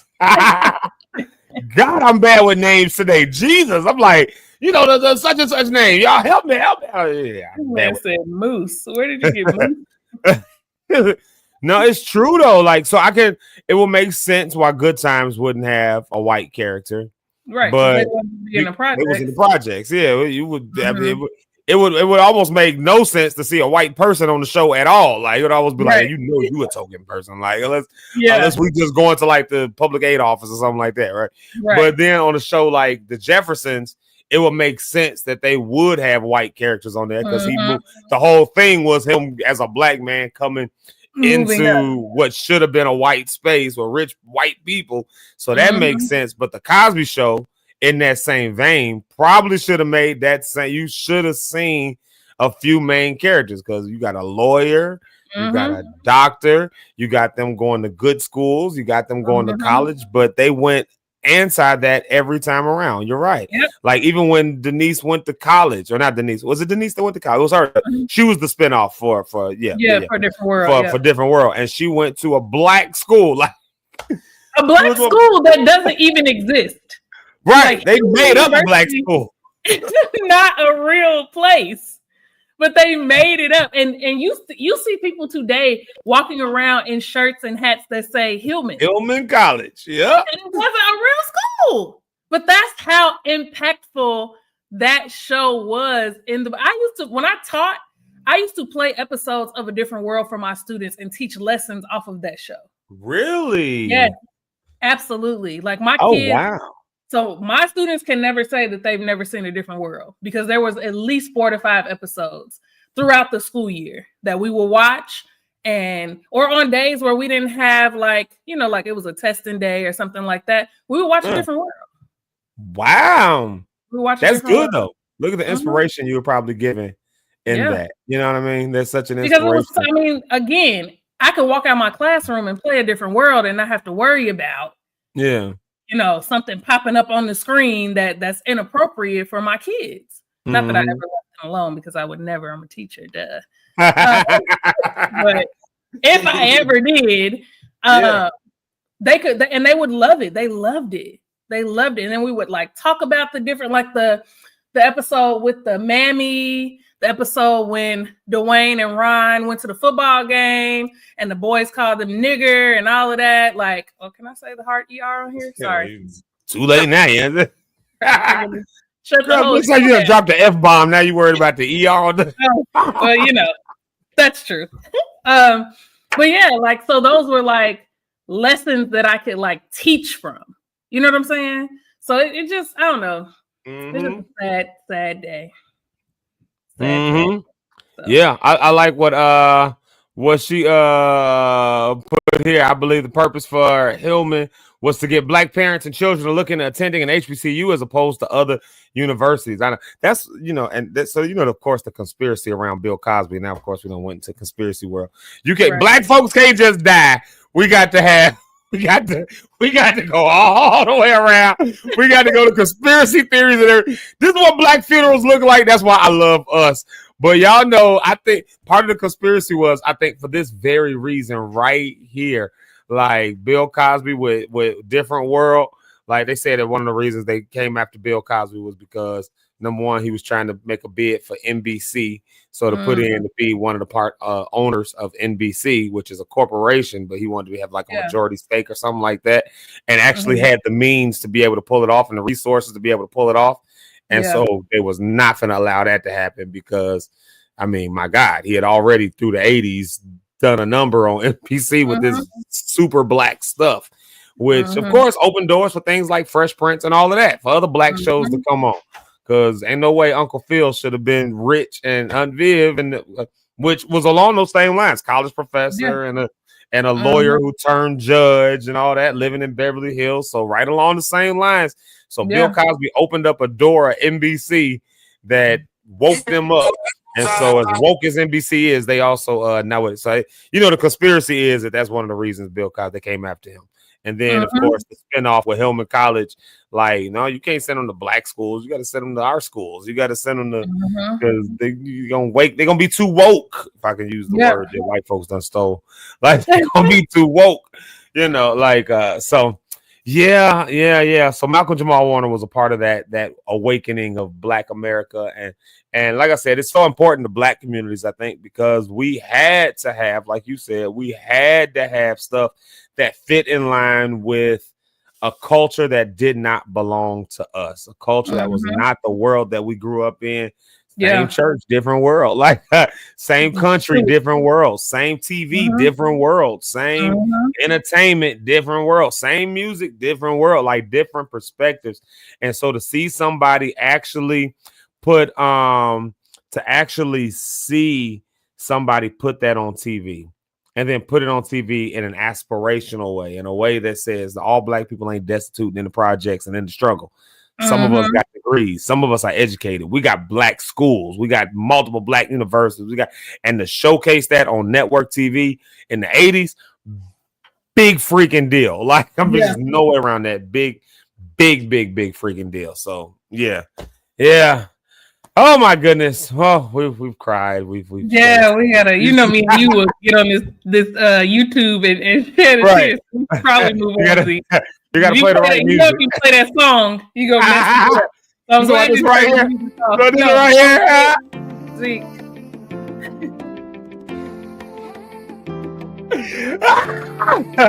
Oh, everybody just take a moment for Theo. Everybody take a moment for Theo. And for icons in Black community. Maybe this should be a moment for us to consider that the impact that was had can still be carried on. So now we should not focus, I think, we should focus right now on mourning, but I think that this time next year we should be focused on legacy, because what he left was not just something to mourn.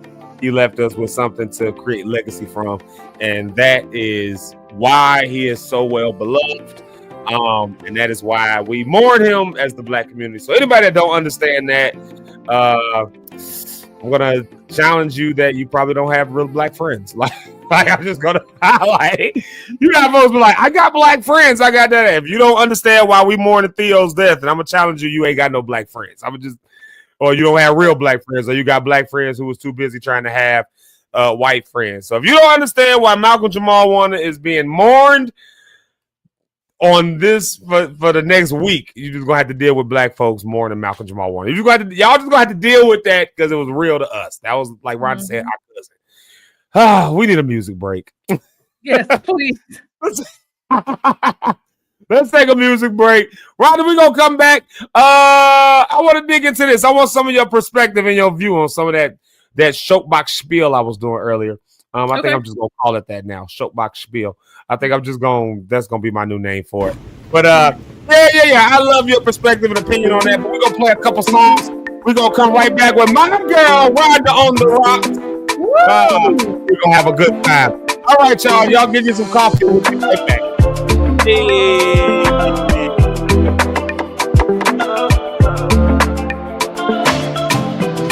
If the lily has no worry, and the sparrow has no care, why should I worry when my Father owns the cattle on the hill?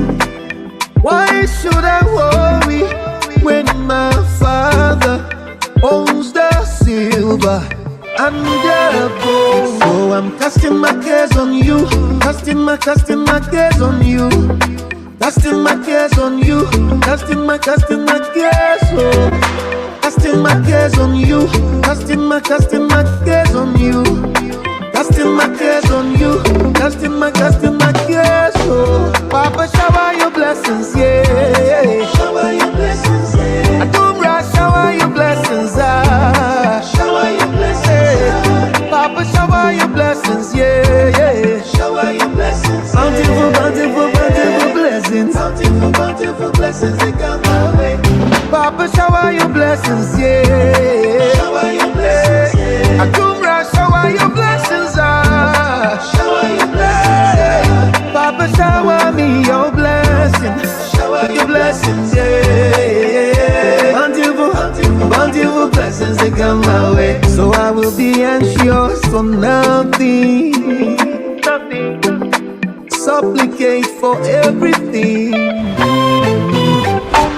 Why should I worry about my problems when I can pray them off? Why should I worry about my troubles when I can pray my troubles off? So I'm casting my cares on you, casting my cares on you, casting my cares on you, casting my cares. So I'm casting my cares on you, casting my cares on you, casting my cares on you, casting my cares. Oh, Papa, shower your blessings, yeah. Shower your blessings, yeah. I do brush, shower your blessings, ah. Shower your blessings, ah. Papa, shower your blessings, yeah. Shower your blessings, yeah. Bountiful blessings. Bountiful blessings, they come my way. Papa, shower your blessings, yeah. Shower your blessings, yeah. I do brush, shower your blessings, ah. Shower your blessings, yeah. Papa, shower me your blessing. Shower your blessings, yeah. Bountiful blessings, they come my way. Abundant blessings, multiple blessings, bountiful blessings, come in my way. Abundant blessings, multiple blessings, yeah. Bountiful blessings, they come my way. Papa, shower your blessings, yeah. I do brush, shower your blessings, ah. Papa, shower me your blessing, your blessings, yeah. Bountiful blessings, they come my way. Abundant blessings, multiple blessings, bountiful blessings, come in my way. Abundant blessings, multiple blessings, yeah.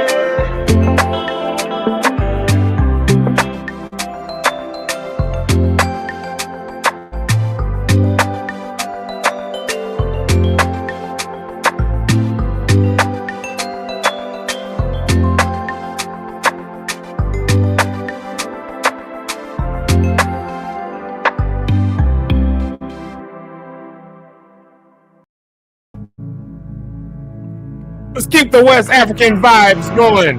I see you there, Miss Jessie. Shout out to you. Yes, keep them hips and them knees going, man. Now, that's Jamaican. That ain't even. God dog it. I need to work on my accents and my. Good morning, Miss Ursula Ellis. Yeah, y'all keep it up, keep it up, keep it up.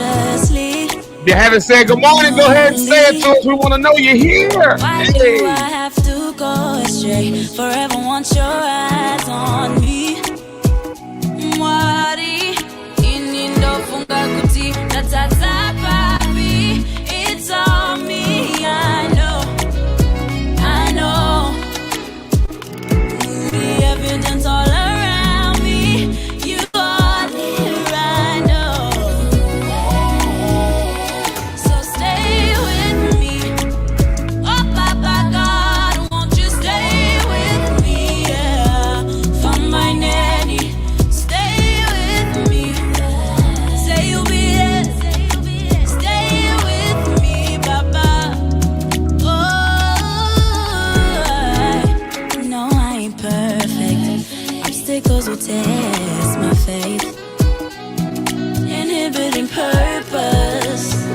I tripped up one too many times. When I fall on TR. Oh, snap. Good morning, Pastor Bill Ellis, APC Morgan Park. Y'all know that's my church home, so y'all can come check us out over there. Yeah, shout out to Merv Hammond with Broken Vessel Music. Hey, I told you if you ain't saying good morning, make sure you say it. Hey, we want to know you're here. Hey. Oh yeah. And if you ain't dancing, get your dance on.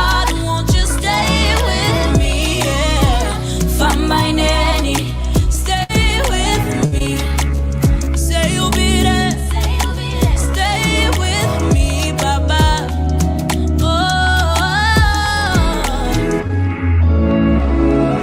Don't turn your face away from me. I know this life without you it's lonely. I'm overwhelmed. Please don't turn your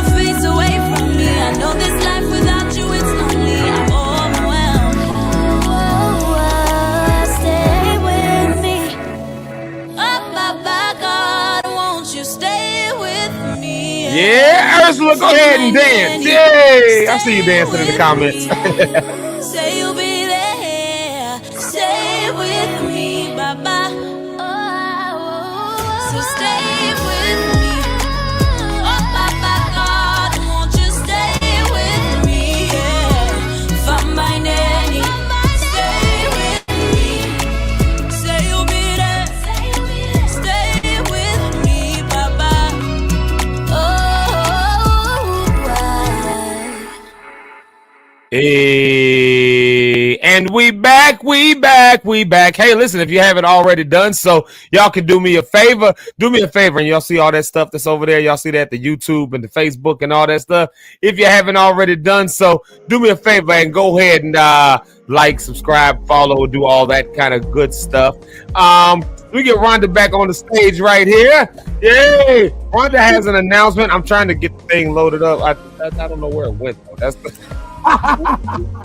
I'm gonna get it. Rhonda, tell them what you doing tonight. You tell while you doing it, I'm gonna get the thing going. I'm gonna center screen so I can go away and do this. Yes, so Ronda on the Rock season 3 is happening. I was like waiting for a specific moment to like make this big announcement by season 3 about season 3, and then I just decided, like, you know what, we're just gonna start, and people will catch up. So tonight, me and my good friend Erica, who is the CEO of Lotus Noir, which is a luxury purse company. Her and I are going live tonight to talk about being the fat friend. Okay, growing up, being the chunky girl in the family, the chunky girl at school, all of those things, and what that meant and how that shaped us into the women that we are today. So you don't want to miss it. We're going live at 7:30 p.m. on my YouTube channel, Rhonda on the Rocks podcast. So please tune in. By the end of the show, Zeke will have the flyer up. Yeah, I don't know why it's not showing right now. Like, it's not even showing up in my downloads. I definitely downloaded it. It's okay. I can talk about it. And if you go over to my social media, you'll see the flyer there. That's on me because I just sent it to Zeke as the songs were playing. So that's on me. But yes, if you are not doing anything tonight, even if you are doing something tonight, you can play it in the background. 7:30 live on my YouTube, Rhonda on the Rocks podcast. Please join me. It's going to be a great conversation.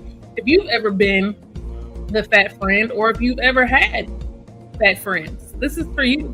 If you know people who were overweight as children, like this is for you. We're gonna talk about it. It may turn into a series because I don't think that we'll be able to talk through everything in the hour 15 minutes that I usually allot for my shows. So yes, please tune in tonight. It's gonna be a funky good time. So that's my It's gonna be a funky good time. Oh, yeah. It's gonna be a funky good time. See, I think I got it. Hold on, wait a minute. I think I can do it this way. There's always a will. There's always a way. Yeah, we make stuff happen around here. There you go. We figure it out one way or the other. That ain't it. That's still the video. There we go. This is what we're trying to show. This right here. That's what we're trying to show. There it is. There we go. That'd be. That's what we're doing. That's what Rhonda's doing tonight, y'all. So make sure y'all go and check that out. My God, live tonight. We were live this morning, 7:30 in the morning. 12 hours later, Rhonda on the Rocks is going live at 7:30 p.m. So you can lock in the day, but you rock out tonight. You see what I did there? Lock in, rock out. That's, you know. Lock in, rock out. But yes, so if you, like I said, if you are just interested in the conversation, or if you've never watched the episode of Rhonda on the Rocks, this would be a good one to start with. If you never, thought about listening or watching my show, tonight is a good night to tap in. Erica is an amazing guest. She's been on my show, I think this might be her 4th time, because we've done some like very, very random episodes, like just got on live on some like, I ain't got nothing to do, you ain't got nothing to do. And when I tell you, the clips from those episodes have done done numbers. We posted one yesterday and already has 500 views. So she's just a great guest. She's a good friend of mine. We grew up together, went to school together, we're in the same sorority, all of that stuff. And she's just a creative genius. I love her so much. And she'll talk about all of the things that she does at some point tonight. But we're really going to dive into what it means to grow up fat. Like that's the simplest way that I can say it. How specifically growing up fat and being Black, because I think that is where I mean that's the only perspective that I have. I've always, Right. I was born Black. But yeah, I don't know if people often realize how that impacted my adulthood, like a whole lot. I would say right up there with like growing up in church, like being overweight is like became a part of my identity growing up, and how that has impacted me now as an adult. So anyway, tonight at 7:30 over on my YouTube, Rhonda on the Rocks podcast. If you are not following me, if you are not subscribed, please do that. I know we're locking in right now, but if you want to rock out later, right. You came into the day, you got to go out of the day. You got to make it to tomorrow. So you got to rock out. You got to go out of the day. You might as well rock out. You know, you're going to lock in. You might as well rock out. So yeah. You might as well. You might as well. So yeah, Zeke, leave that up there for 1 second. I just need to. Yeah, go ahead. Absolutely. You taking a picture? Yeah.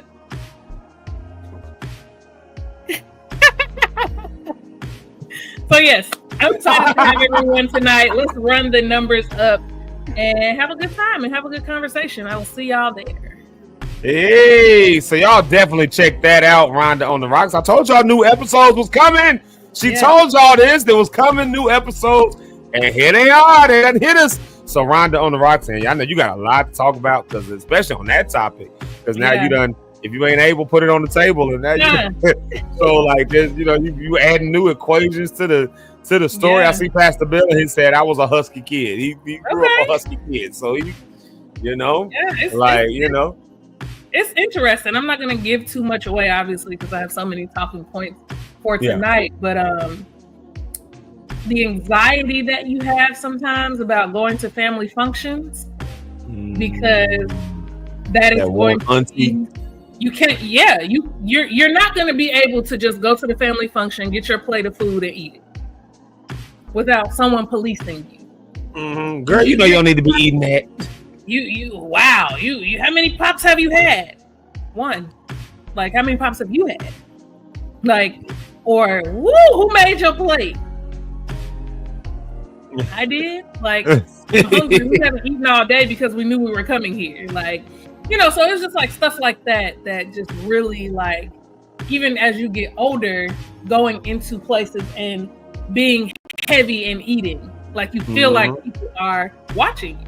You feel like people are monitoring you. Or if when you order food at a restaurant, you have to preface it with like, I know this some fat shit, but let me get the this, that, and the third. You know what I'm saying? Like, I actually don't care. Like, whatever. What do you want? But in your mind, you feel like you have to like make a joke about it before somebody else makes a joke. Say something about it before someone else says something about it, because then it kind of like takes the pressure off. You like, well, let me acknowledge my weight first, because that's what everybody's thinking. And it kind of makes you a little kind of self-absorbed in a way, because you always think that people are thinking about you. And in actuality, you're so vain. I bet you think this song is about you, don't you? Yeah. Oh, you're talking about me, and people are like, actually, I'm not.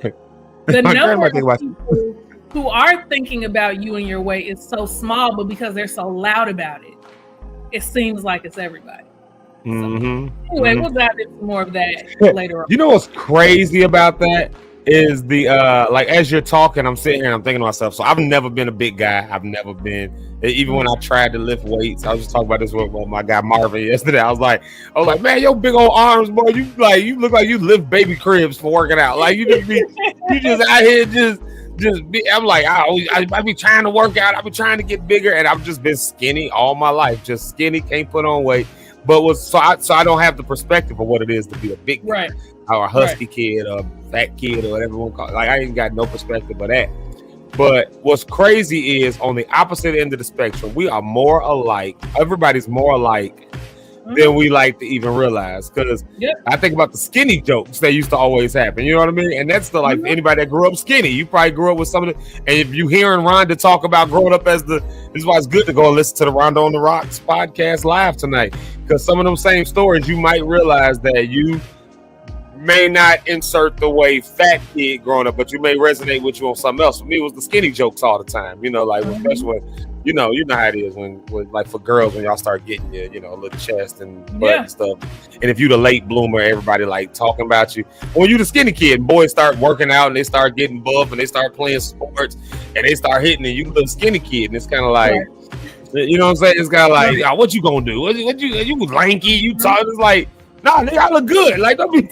You know what I mean? But like it's just like we all find these ways to pick at each other and stuff like that. And I think that it's important that these kinds of stories, like what you're doing with your podcast and all that, I think it's important that those come out because it reveals to us, number one, that everybody's an a-hole. Like we all need to watch our a-hole ways and how we talk about each other. And then two, we got more in common with each other. It's just you insert your issue here, she inserts her issue here, he inserts his issue here, and you all realize we got an issue and people make you feel some kind of way about your issue. And so maybe that by opening these stories up, we realize that maybe the skinny kids who was talking about the fat kids, one talking about them because they was fat, but they was talking about them because they were skinny. And so before you can tease me for being skinny, before you can tease me for being skinny, I'm gonna tease you for being fat. Just like you said, before you tease me for being fat, I'm gonna tease my own self for it. And then somebody with the big head. Before you say anything about my head, I'm gonna talk about how much I fire head I got. It's like, why are we doing this to each other? In the Black community, we definitely do that anyway. So and I think one of my goals too for having this conversation is to help the people who are now the aunties and uncles, right? That's us. Be mindful of what we say to our nieces and nephews and the young people who are coming into our homes to have dinner, right? Like we are those people now. And so we now have the responsibility to change that so that our nieces and nephews don't grow up and be like, when we used to go to Auntie Rhonda's house, all she used to say was, ooh, you doing this and that. Ooh, and that and I love my aunts and uncles. Don't get me wrong. Like love them. But I remember, I ain't forgotten. I haven't forgotten. I remember going to the family reunions and leaving the family reunions and be like, man, next time I'm gonna be skinny. I'm gonna lose me some weight so that they don't have nothing to say. All of my childhood. See, and ain't that something? Because I had fat cousins too. It wasn't just me; it was all of us. Like, we were just. I don't know what to say other than, our parents could afford to feed us well. That's all I can say. But it was just always in the back of my mind. Like the next time I see these people, I want to look different, and it never happened. But who wants to be 12 and say, when I'm 14, I want to be smaller so that my family don't have nothing to say. That's a real thing, man. That's so real. That's why it's good and important that you put in that conversation into the atmosphere because, we need, like you said, we the aunties and the uncles now. We the, and you know what? And I'm gonna say this, and I hope I don't offend nobody when I say this, but in today's world, like we can look at it and tell because we had big kids when we was growing up. It was just a thing. It was a thing. That's why the teasing happened. I think a lot of the stuff we talk about body shaming now. When I look at like the diets and the stuff that's in the food that we eat, we see more big kids now than we've ever seen. There was different body shapes and sizes. So we teased the big kids because they were the only big kids that was there. We teased the skinny kids because they was the skinny kids. We teased because it was these different bodies. And now we look at today and it's like everybody is like in this. When you travel internationally, you can really see this when it really comes to light. You can really see it. But like you said, now that we the aunties and the uncles, like you're gonna be talking about fat kids all the time in today's world. So what are we gonna be perpetuating 20 years from now when all of them kids grow up and they all grew up like the big kids? So I think it's important that the conversation you about to have tonight is held so that folks can understand, like, hey, listen, it's like, and I know that's a sensitive thing I just said right there. I get it, but Yeah, I'm not saying that people shouldn't have done something about it. That's not what I'm saying. Like, if I was overweight as a kid, that's my health. Because then I was overweight as a kid, as a teen, as a young adult, up until June 24th. Like, and still, even right now, 4 weeks post-op today, I'm still overweight. But I just feel like I'm not saying that they shouldn't have done something about it, but they didn't do anything about it. They just talked about it. Right. Like, we have big kids today, and a lot of our children are overweight or unhealthy because they're not active. We went outside. Yeah. I rode bikes. That's what I'm saying. It was a whole different thing, though. That was like, it didn't matter if you was a big kid or a skinny kid. We saw you outside. You was playing softball, kickball, you dodgeball. You was doing all the stuff. Like, it was the nowadays. It's just none of that. Like, you don't even see kids outside playing. You don't drive down the block and see girls jump. It's summertime. You don't see girls jumping double dutch. You may see some boys shooting hoops, but most of the time they fighting, wrestling. Like, what are y'all doing? Or they going to the corner store raising hell. They doing stuff they ain't got no business. They carjacking. They're doing all of this stuff, and it's like, y'all just want to play. Like, y'all just want to play pretend. Y'all just help no boy. Like, what are y'all doing? Right, right. You know, it's a shame when we be like, y'all ain't even playing house. Like, the one game the parents said don't play, we like, y'all don't even want to play that. Y'all don't even want to. Like, I would be happy to see a kid playing house so I could yell. Okay. I thought that I was gonna reach my 40s and be opening my window, yelling out there, "Hey, y'all get off my lawn! Hey, y'all shut up all that noise! Hey, y'all go over around the corner." I don't have to do none of that. Like, these kids don't be outside; they just don't be out there. Like, and then they say like, "Oh, it's hot. It's summer." Like, first off, it's hot because they got these doggone sweatsuits on. Exactly. Like, these kids come into this cooking class. Yesterday, it was like 85 and humid as I don't know what. It was a heat advisory that was actually that came across. And boy walked up with a full sweatsuit on. I was like, what? Like, I'm hot looking at you, man. Like, so we just gonna wear sweatsuits with the hoodie up, and it's black. Yeah. We don't, and I can go on this tangent about kids all day. You know how I feel. Like, the imagination is gone. Like, it's gone. Like, we, growing up, my right-hand to God, my dad would be at work, and he would call home and be like, they need to get up, eat breakfast, and go outside. And the day would start really boring. Like, it would be like, oh my God, we just out here, nobody's out here. But by noon, it was cracking. He was rollerblading, riding bikes. You couldn't go in nobody's house, but you definitely was outside in front of their lawn. I mean, going to the corner store, we would ride our bikes, and going in the house wasn't until it was dark. And then you came in, took a bath, ate dinner, and watched the Cosby Show. Yeah, you didn't go in the house. Going in the house was a scary notion. Like, if you had to pee, you tread lightly. You was like, I got two bathroom breaks I can take in the house. So I can't just be running in and out. I gotta tread lightly, because if I go in the house that third time, I'm not coming back outside. I can remember getting in trouble, back in the days when you could beat your kids. Mama, I remember. Daddy, I remember. I know y'all watching. Hey, Daddy, I know you watching. Hey, Mama, I know you watching. I said I'm gonna start acknowledging my dad. He don't always type, but I know he be watching every day. So I gotta start saying hi. Y'all say hi to my daddy, Bishop John Dyson. But like, I remember the whoopings, but I also remember having a couple times a choice. We're gonna whoop your tail, or you can just stay in the house the rest of the day. Beat me, like whoop me, beat me, hang me over a banister. I don't care. Whatever you do, don't take my outside privileges. And we didn't have central AC, so nobody on our block had central air. We was all in these old houses, so the windows was up in the summertime. So you got a whooping, the whole block knew you got a whooping. Everybody knew, and it was like 100 kids outside. They all knew you got a whooping.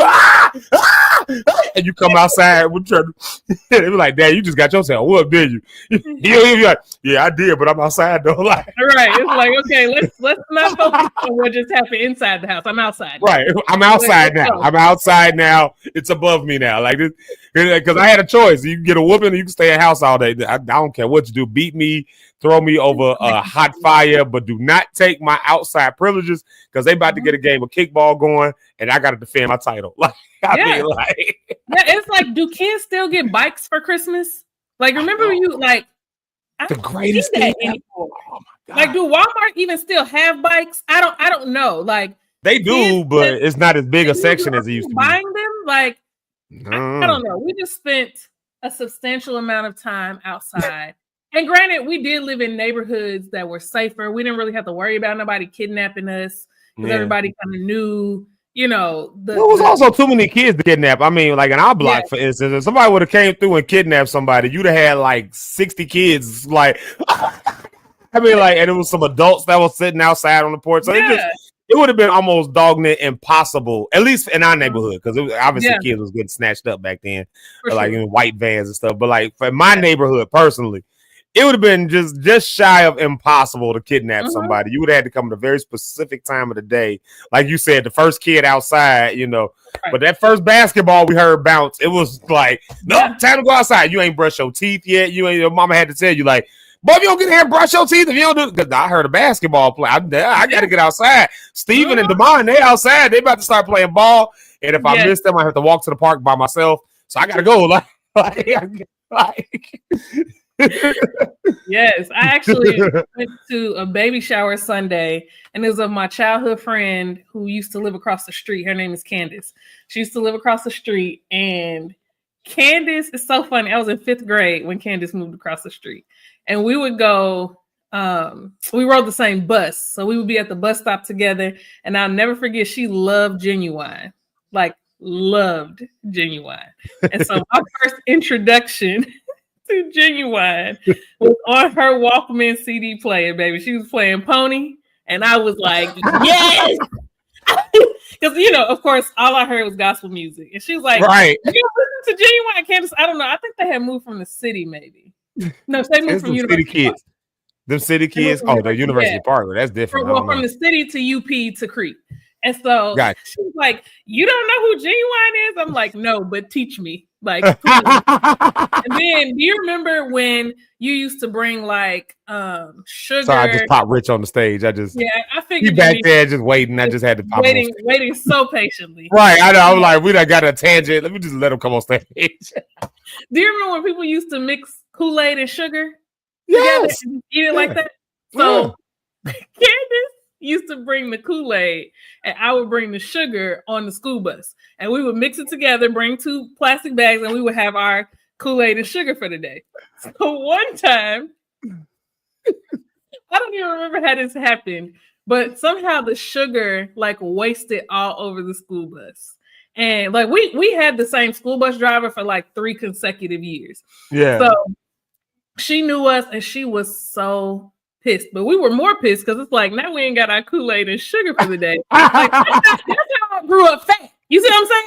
I was eating Kool-Aid and straight white sugar. Yeah. In a sandwich bag with my finger. Come on. That was a snack. Fingers be all red. Finger and tongue and lips, everything red. Walking around. Like multiple times. Like, what? We had people selling it. People would sell it for like a quarter. For like like little baggies of like having drug deals with sugar. Right, that's exactly what it looked like. They was acting like they was little drug dealers. It was crazy. Yes. And now people like actual drugs in school. Like we were just selling Kool-Aid and sugar. Now they're selling pills. Yeah, They're selling weed. They're like, it's just a different time, but they doing that because they didn't go outside and play. I'm trying to. That's why they didn't go outside and play. They did not have that social interaction. They have no social interaction now unless it's via a screen. Yeah, so, you know, and that's they actually a real problem. Places, yeah, it's a huge problem. Yeah. It's a real problem for hiring managers, HR directors. They're all reporting that these kids now, and I'm calling them kids, it's just showing our age, but that are coming out of college. So they're adults. They're not kids. They college educated folks. They're saying these are some of the smartest people we've ever come across. But when it comes to dealing face to face, like going through an interview, you got folks that's going to interviews with their mother. Coming out of college, going to interviews with their mother. You hear reports about stuff like that. Don't know how to like look in the eye. Like, so eye contact is not a thing. They're always having to like look at, so they'll be in a full conversation with you, but they're looking down at that phone. You're talking about job interviews, coming in with like wrinkled sweatsuits, like and Crocs, like I mean, just no social skills whatsoever, and like we the most social we've ever been globally, and the least social we've ever been personally. It's crazy. Yeah, resume be balled up in their back pocket. Why is your resume balled up? I'm not saying you have to put it in. We used to put ours in that little plastic sleeve. Right, or a special resume paper. Listen, for real, like it was a thing. And I know that times have changed, but we have to preserve some of the old time way. Yeah, we have to preserve at least the way you dress when you go. Say that statement one more time. Put you on center screen. You just crossed over into oldness. As soon as you made that statement, I heard old lady Rhonda. We have to preserve some of the old time way. We must. Old time way. Old time way. Old lady gang. Old lady gang. Go on ahead. You got it. That was the old lady comment, right? That's what every old person said. I understand we're doing that. All the old church folk. I understand we're doing a new thing, but we can't forget about the old time way. The old time way. The old time way. Oh my God. We do. We have to preserve some of the old time way when it comes to certain things. Yeah.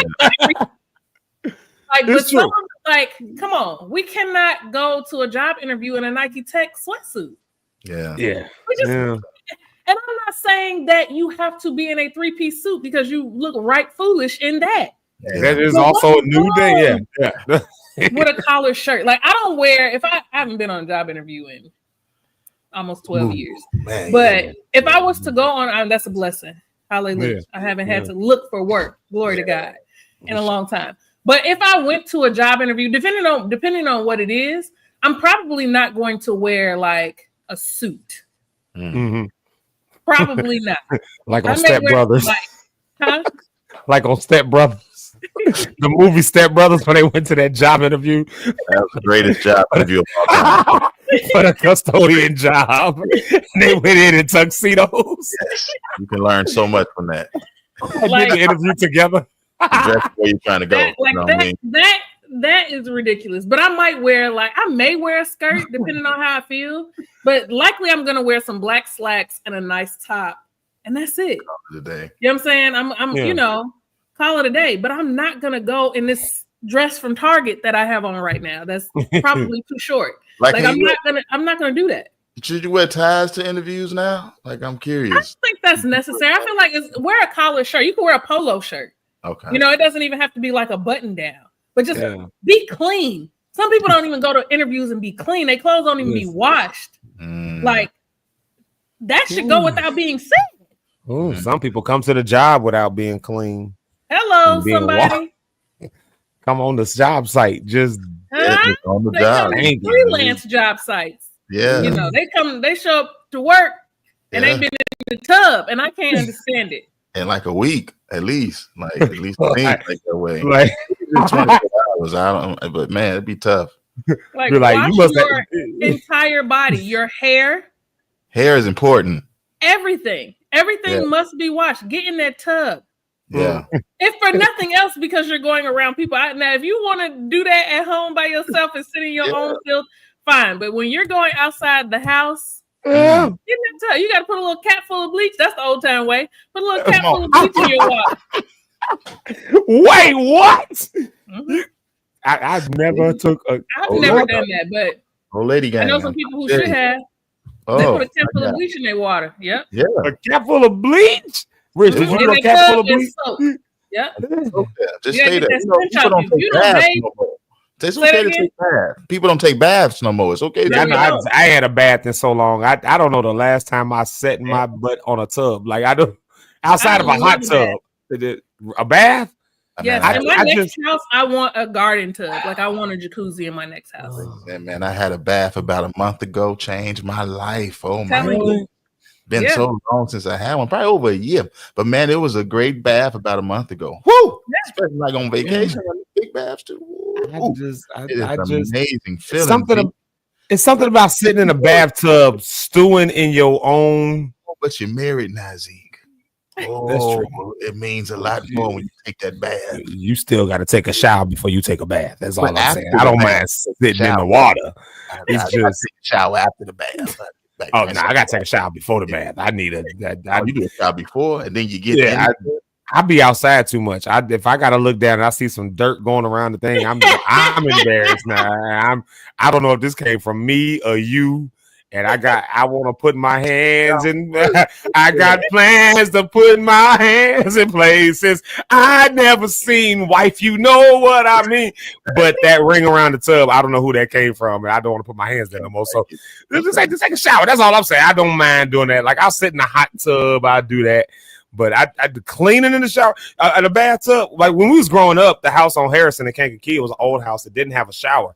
It was only a bath. So we had to take baths growing up. So I was fine with that. But then when we built the house in Hopkins, we moved out to the country. We said shower. And so like it was a tub, but with the shower. So it was showers after that. And I just never did baths again. I love a bath. Give me some Epsom salt. Ooh. Give me some Epsom salt. You are getting really old. Good bubble bath.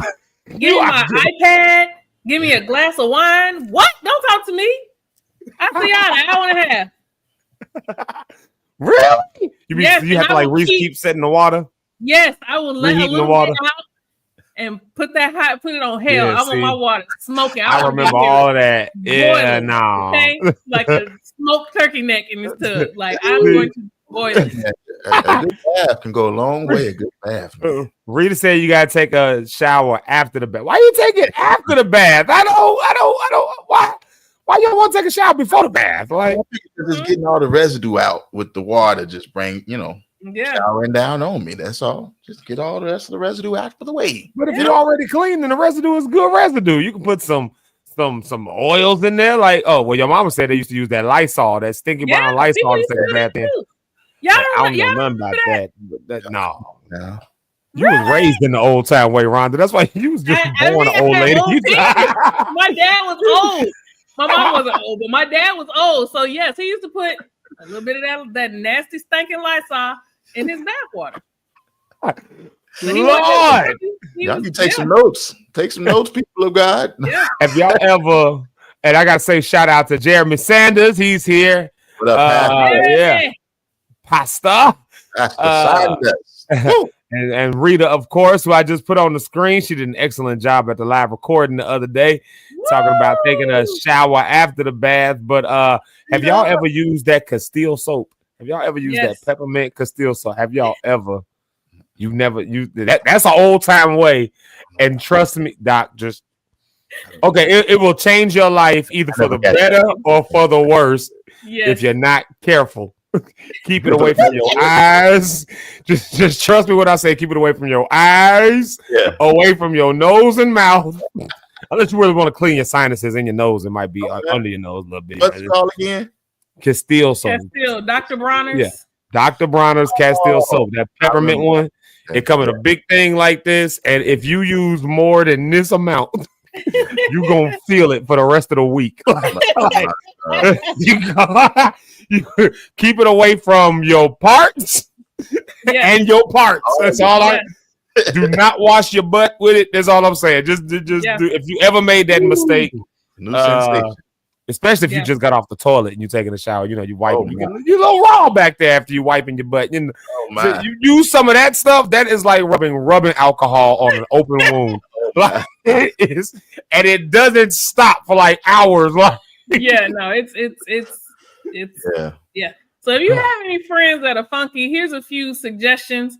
They can put a cap full of bleach in the tub. They can put a cap full of that brown Lysol. The Lysol that came in the brown bottle is extra concentrated. Or they can use Dr. Bronner's Peppermint Castile soap. And I guarantee you, if they funky now, they will not be funky later. And if they are, then that is a medical condition. They should see a healthcare professional.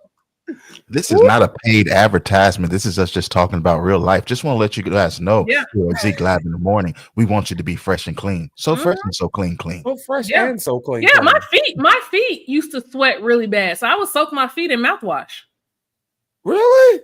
Mouthwash. Where you getting all these old people remedies from, Rondo? Old time way, baby. The old time way. For real, Jesus Christ. works. I put a Yeah, I would soak garlic my feet in water and mouthwash because mouthwash, if it kills 99% of the germs in your mouth, sweat and bacteria on your feet is nothing but bacteria. So I would soak my feet in mouthwash. And of course, it feels good because it's like the mint. So it feels good, but it also kills those germs. And I haven't had a problem since. So if I ever, like sometimes, you know, when you wear certain shoes or you wear shoes without socks, it's just a cesspool for funky feet. And I just soak my feet in mouthwash. I buy mouthwash from Dollar Tree. Yeah. And Wow. I might try that. Rich, you should say something about some garlic or something. Yeah, So you soaking garlic. And sometimes I just let it lay there while I go to sleep. I don't know if anybody will put garlic at the bottom of their foot. You do that? You do the garlic? I've heard people do it with onions. Yeah. Like take the onions because the onions suck in. So you do it with garlic. Garlic root, actually. Garlic root. Okay, garlic root. So my grandmama used to have us drink garlic water. Really?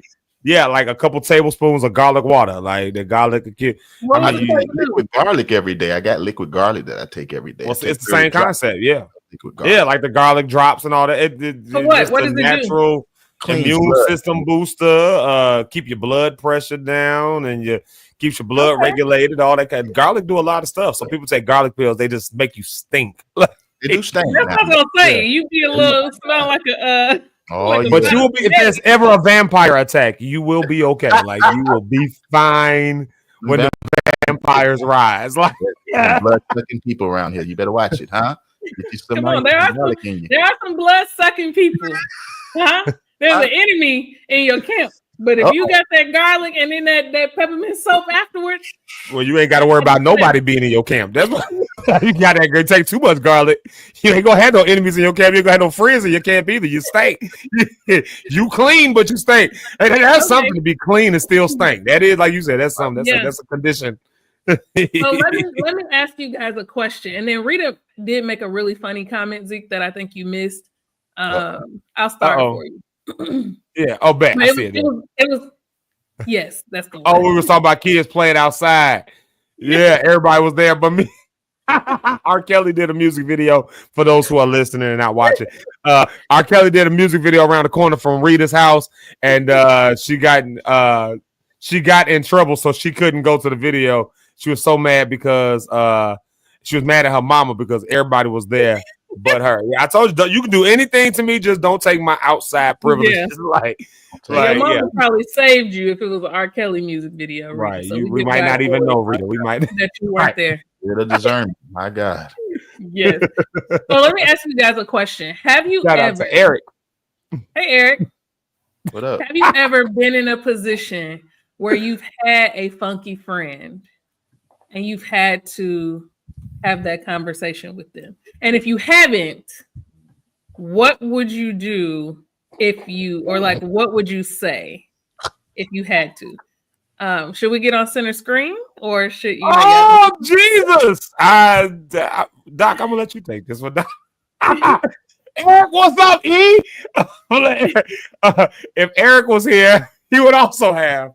Yeah, that's why you see, I'm very strategic about how I behave when I'm on this show. I don't ask certain questions when Eric is here because he just goes way too far.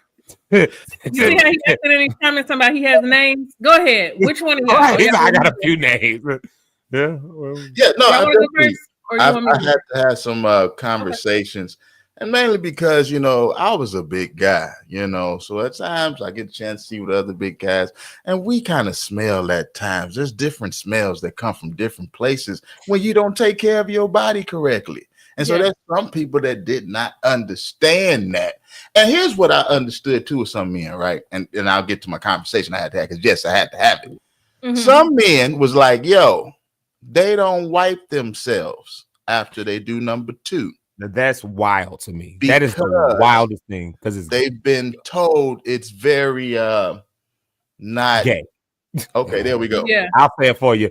Yeah. There's some weird thing. Men think it's gay to wipe their butts. That is the dumbest thing I ever heard in my life.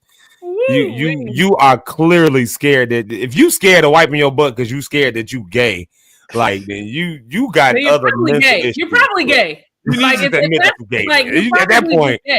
At that point, you need to just try it out. Like, I mean, just go try it out. Dive in. Yeah. Go ahead, Doc. I'm sorry. So I'm always trying to get understanding of people. That's just me in everything before I had these conversations, right?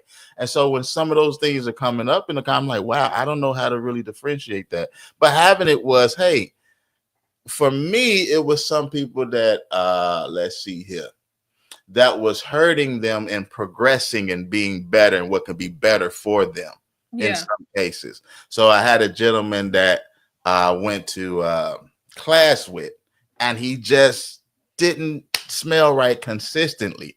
I had a problem with that when I was in high school, and I had to have someone talk to me and share. Here's what you do: put some lotion on, put some baby powder on. Oh, hey, what's up, Zeke? You all right? Wrong button. I myself going off screen and I wouldn't center screen.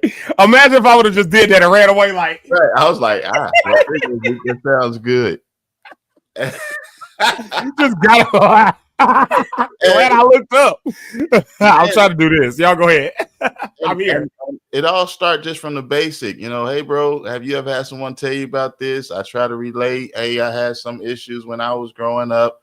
I know we might be older now, and you might be having those same challenges, but here's some things that I will represent and present to you. Try to help you out. Hey, you need to do you take showers at night? Take showers in the day?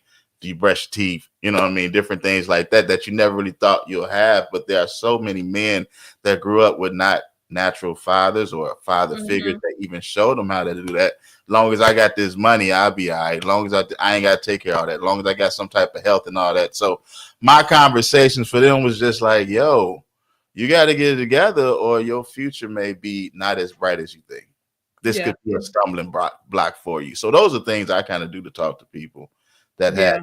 I could never talk to a female about anything with that. I would look for the wife or Rhonda or somebody else to try to have those conversations. But I'm a big person too. I would rather somebody tell me and talk to me. I would rather somebody do that. Hopefully it's in a humble way. But it's just a way to have a conversation. But yeah, straight up like Eric is, you stink. Oh man, that can hurt so many people. And we got so many mental things going on. And so I try to have what's the other word? Where you empathy for everyone as well. But that's it. That's all. I think we can all acknowledge that those conversations are very, very difficult. Yeah. They can be very uncomfortable, but at the same time, very necessary. Very necessary. It would hurt me if I was like thinking and no one told me. Because sometimes you just don't know. Like sometimes, you may have been rushing, and it may not be because you don't shower. Like some people actually have medical conditions. Sometimes the medication that people take can change their body chemistry. Sometimes your deodorant has run out. You need to switch the type of deodorant that you use. I have to switch deodorants twice a year. I can't use Dove in the summertime. It's just not good enough. In the wintertime, fine. When I'm not sweating as much, sure. But like summertime, it's got to be Degree or Mitchum. Like something that's like gonna hold you. Yeah. Night out. But So no one else is holding me, so it may as well be my deal. Can somebody hold Rhonda? Is there any holders around here? Just make sure you smell good. I'm gonna tell you right now, if you stink off top, you're not gonna get close to Rhonda. I'm gonna just let you know, okay? So just can somebody hold. I just think it's so necessary to have those conversations. And there's a way to say, like, this is not okay. Like sometimes if a person's breath smells, I may eat a piece of gum and then offer them one. You see what I'm saying? Like, let me be the first partaker. Yes. Me. Yeah. And then you. And it's like, no, I don't want any. Are you sure you want some mints or something? Or then it might be like, like I'm the kind that I'm like, just tell me. Here comes Zeke. Zeke is back. If Zeke, I want you to talk about, have you ever had the conversation with anyone that you've worked in HR, you've worked in so many different places. And so that's true though. Conversations when it comes to hygiene at a workplace, whether it's freelance, whether they're getting paid salary, or whether they're part of the company, like how did you handle that? Even with choir members. Oh my goodness. I'm trying to think back on a few of those situations. Like how did you handle those things? See, I would love to hear from you and how you handle the situation. Oh man. with grace. I think you know what I would do though. Yeah. So for me, like in choir situations, this is one actually a good example here. In choir situations, I don't know if this is necessarily right or wrong, but because it was already being talked about throughout the whole choir, like because when a few people stink, they just stink. It is what it is. Like and people gonna talk about it.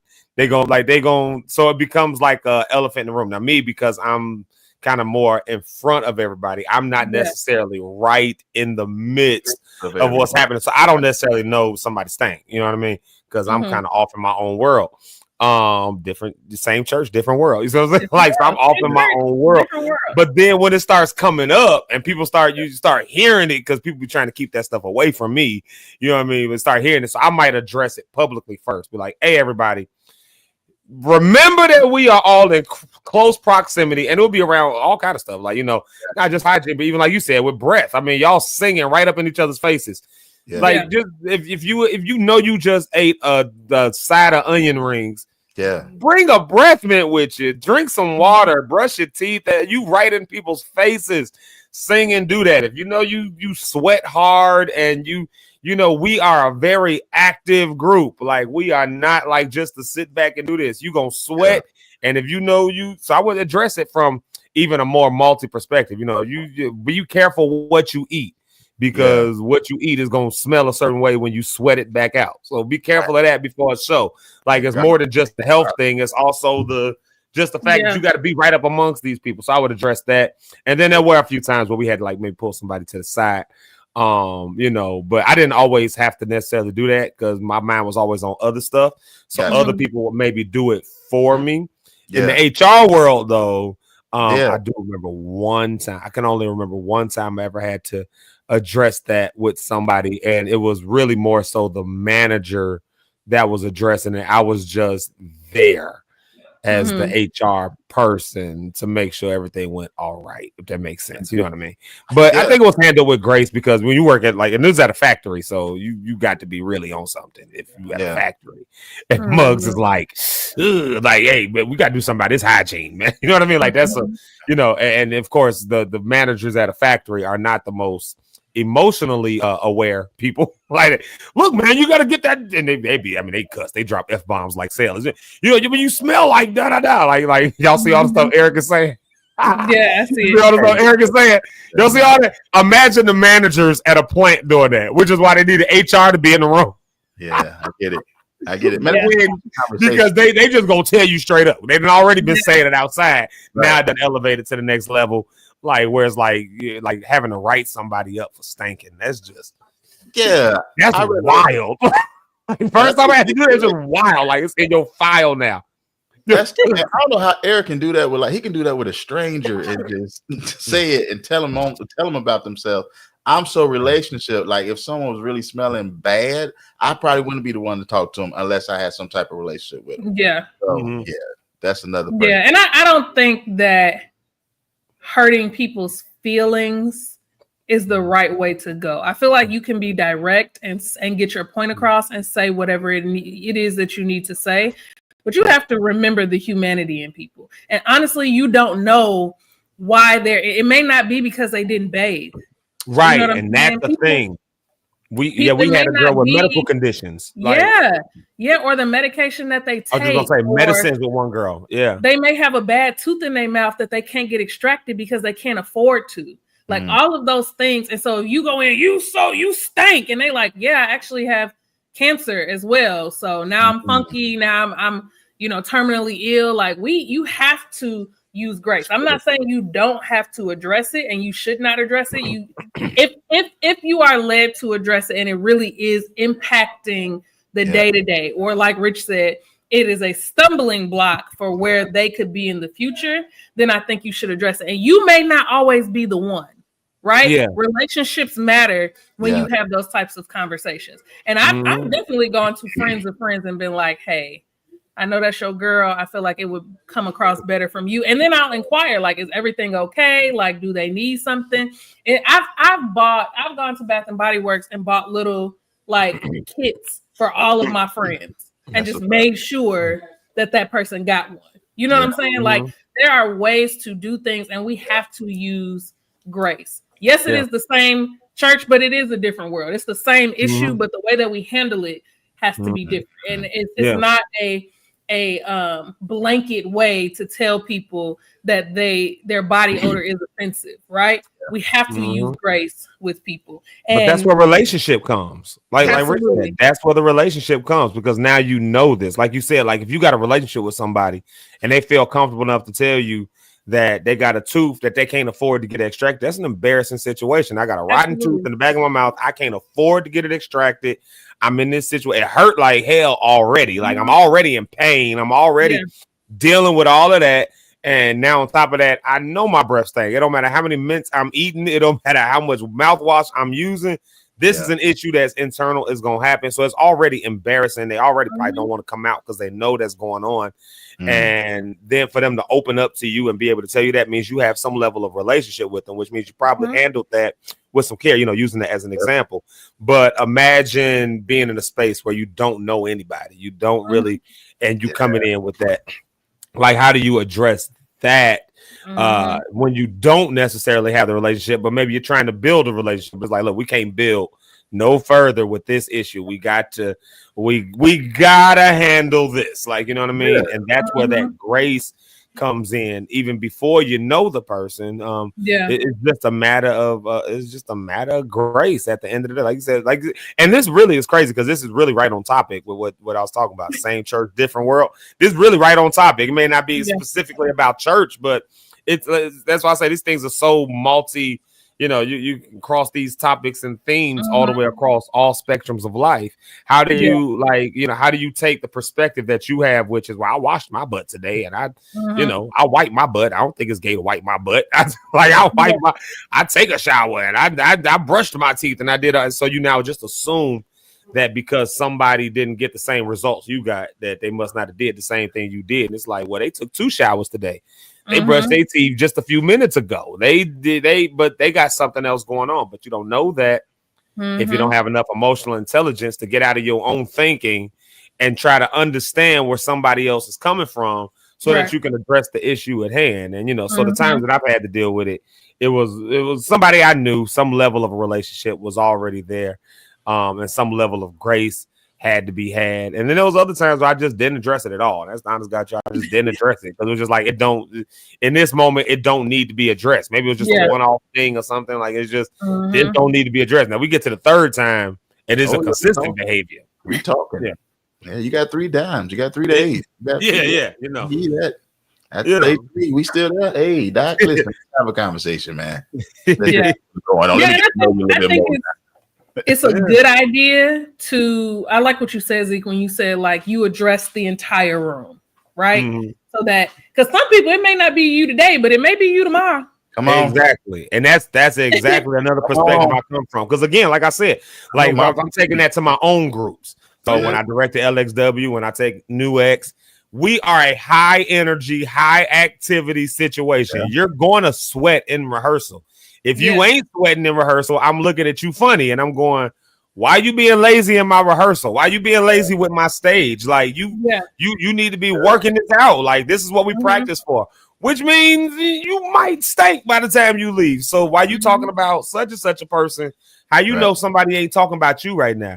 Because you can't smell yourself. So how you know somebody ain't talking? I heard you talking about the deodorant type that you use. Sometimes deodorant just stank after people use it. I can't stand the sour deodorant smell. That is one of my all-time worst scents in the world. It don't mean you didn't use deodorant. It just means your pH balance or whatever it is, this chemical going on, just went with that and mixed with it and created a different smell. Now, you think you all right. You don't smell it. You don't feel it, obviously. You don't, so you think you're all right. And you know you use deodorant. You know you took a shower. But meanwhile, it's 4 people up here going, oh my God, please do not stand me next to her. Oh my God. Girl, don't you know she be staying? I know that. She be just that. And people started talking. So I addressed the whole room. Hey, look, y'all be careful because of this. And this is what, this is what this could mean, this is what that could be. So just be mindful of yourself, be mindful of your. Yeah, and that's why I would do it that way, because it's already being talked about. By the time it would have got to me, is because it's already being talked about. And sort of a ground swelling of it talked about. Now I got to address it in a public format because I'm the public face. You know what I mean? Yeah. Woo! So, Well, if y'all didn't learn anything else today, then you learn that I some mean, men yeah, get kids jacked. need to go outside and play. Wipe their butt. We got to go back to the old time way when it comes to job interviewing. They didn't talk about culture. Wiping your butt as a man is okay and necessary. And don't put Dr. Bronner's peppermint soap near your parts. Yeah. Amen to that. Unless you ain't been wiping in years because you thought it was not, because you thought it was a straight thing, then you might need to put a little bit of Dr. Bronner's. You just got to take that pain for a minute. You need that all sanitized. I mean, Put that oh my God. Just a capful. Capful of bleach. Wow. What a blessed day. Oh Lord, man. Oh my God, it's 10:15. What did Broken Vessel? What did Mervin say? Eric just ain't scared to get shot. He shoot back while saying this don't change the fact that you smell. Yes, that is definitely Eric's method. I've seen Eric have to be in these personality. Now I will say this much, y'all. Eric does have more grace than he probably is showing on here. I've seen him like really have real good emotional intelligence for people. The reason people gravitate to this man. Like I've seen, but I've never seen him shy away from it either. Yeah. I will say I've never seen him shy away. If it's an issue and it got to be addressed, I've never seen him shy away from it. But if somebody is being just whack and they being rude, then I've also never seen him shy away from that either, because then he'll give you that business. He'd be like, well, nigga, you stink. You smell like a like. So I've seen all them sides of Eric. What not? Like last time I checked, yeah, you ain't that best either. You know what I mean? Eric said, if you really want to just tell somebody they smell and you really don't want to tell them, just put them in a room full of kids. The kids will, because as we learned in earlier episodes, kids are a-holes. They are horrible people, and that's why parents put them outside all day, because get away from me. Because if you in here, you're going to start talking about something, and I don't feel like dealing with your mouth. Something you wasn't supposed to hear, and then Well, I'm the kind that be like, just tell me, man. Just tell me. Like, so if I stink, just tell me, nigga, you stink. Like, and I'll be like, thank you for that. Like, because I don't want people talking about me. And if you know me and you love me, you won't let me be out here like this. If my breath stinks, I'm always going, look, do my breath smell like, I'm always doing, I got breath mints all the time.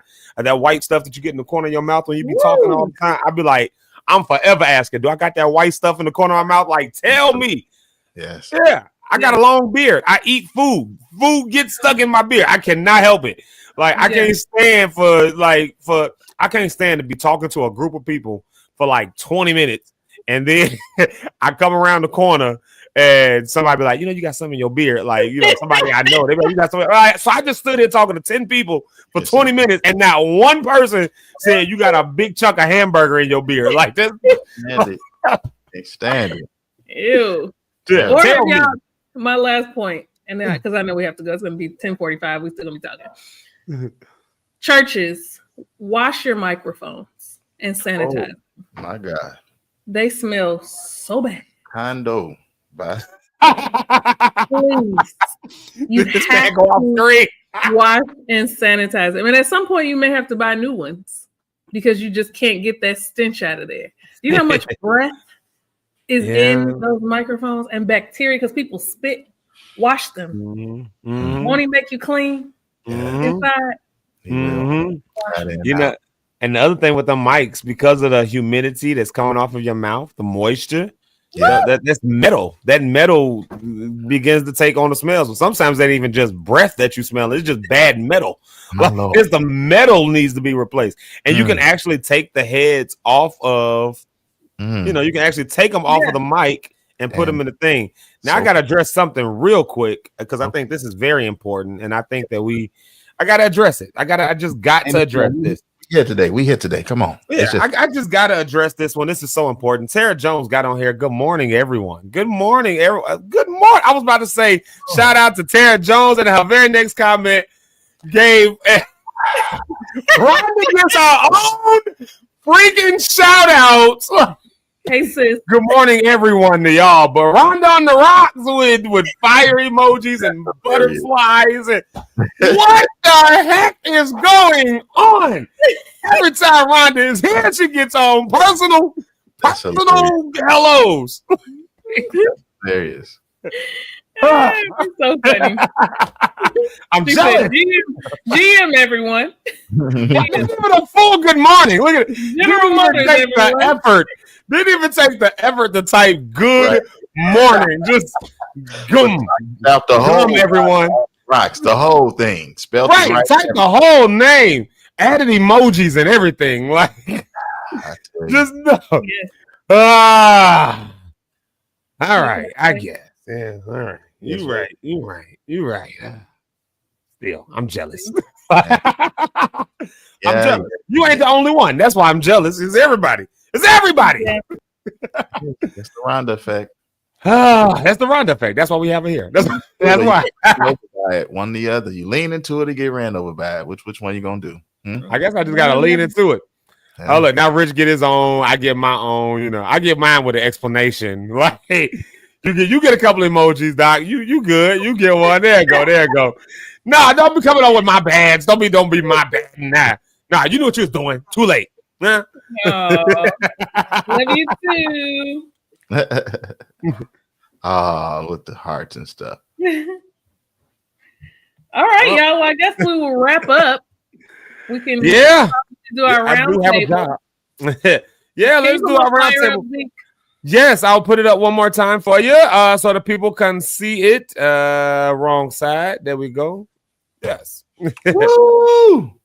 Y'all check that out. Rhonda on the Rocks will be doing this tonight over there. Y'all see it right there? The live tonight, 7:30. Yeah. So y'all make sure to check her out. Ain't no music playing. I just realized that. We've been talking with not a single song playing. I'm gonna play this one. There we go. This sounds like the right song to play to go out with. Yeah, Rhonda on the Rocks is going to be live tonight. Rhonda, tell people all the time what they can do with it.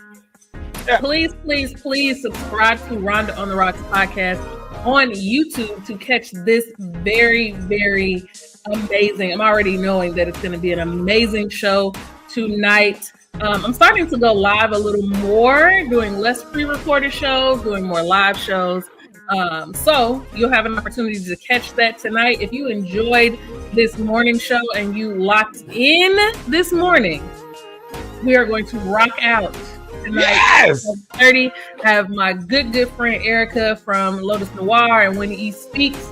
She'll be a guest, and we're going to talk about growing up fat. Simple as that. Like not sugarcoating it, not like cutting no corners. We're just going to shoot straight from the hip and tell what it has been like and how that has shaped us as adults, as the rich aunties now. So yes, let's do it. Okay. Hey, that's tonight, Miss Rhonda on the Rocks. And since you're there, go ahead and give the people your last thoughts on this Tuesday for the round table. I really, really love, and I'm not saying this to like pump Zeke's head up or anything, but I love being a part of this show. It fills my cup on the days that I'm able to be here and engage with all of the Lock stars and all of those things. So keep tuning in. This is for me. This time it's for me. You're pumping my head up, so I'll get to have some emotional music. There we go. Keep tuning in each and every day.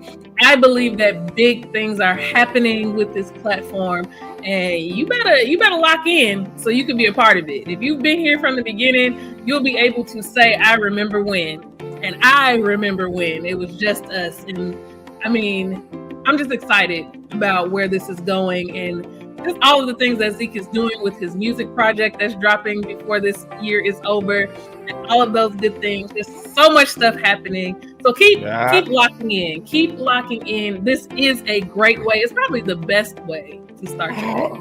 I can think of very few things that I'd rather be doing than listening to Zeke live in the morning, Monday through Friday from 7:30 to 10. Oh my Lord! Woo! You just made me feel so good. I was back here clapping the tea. That was just good. You were clocking it because Zeke clock. Oh yeah. What did I say? Clapping it. Yep. Oh shoot! Y'all know what I meant. Clocking it. I was locking the tea.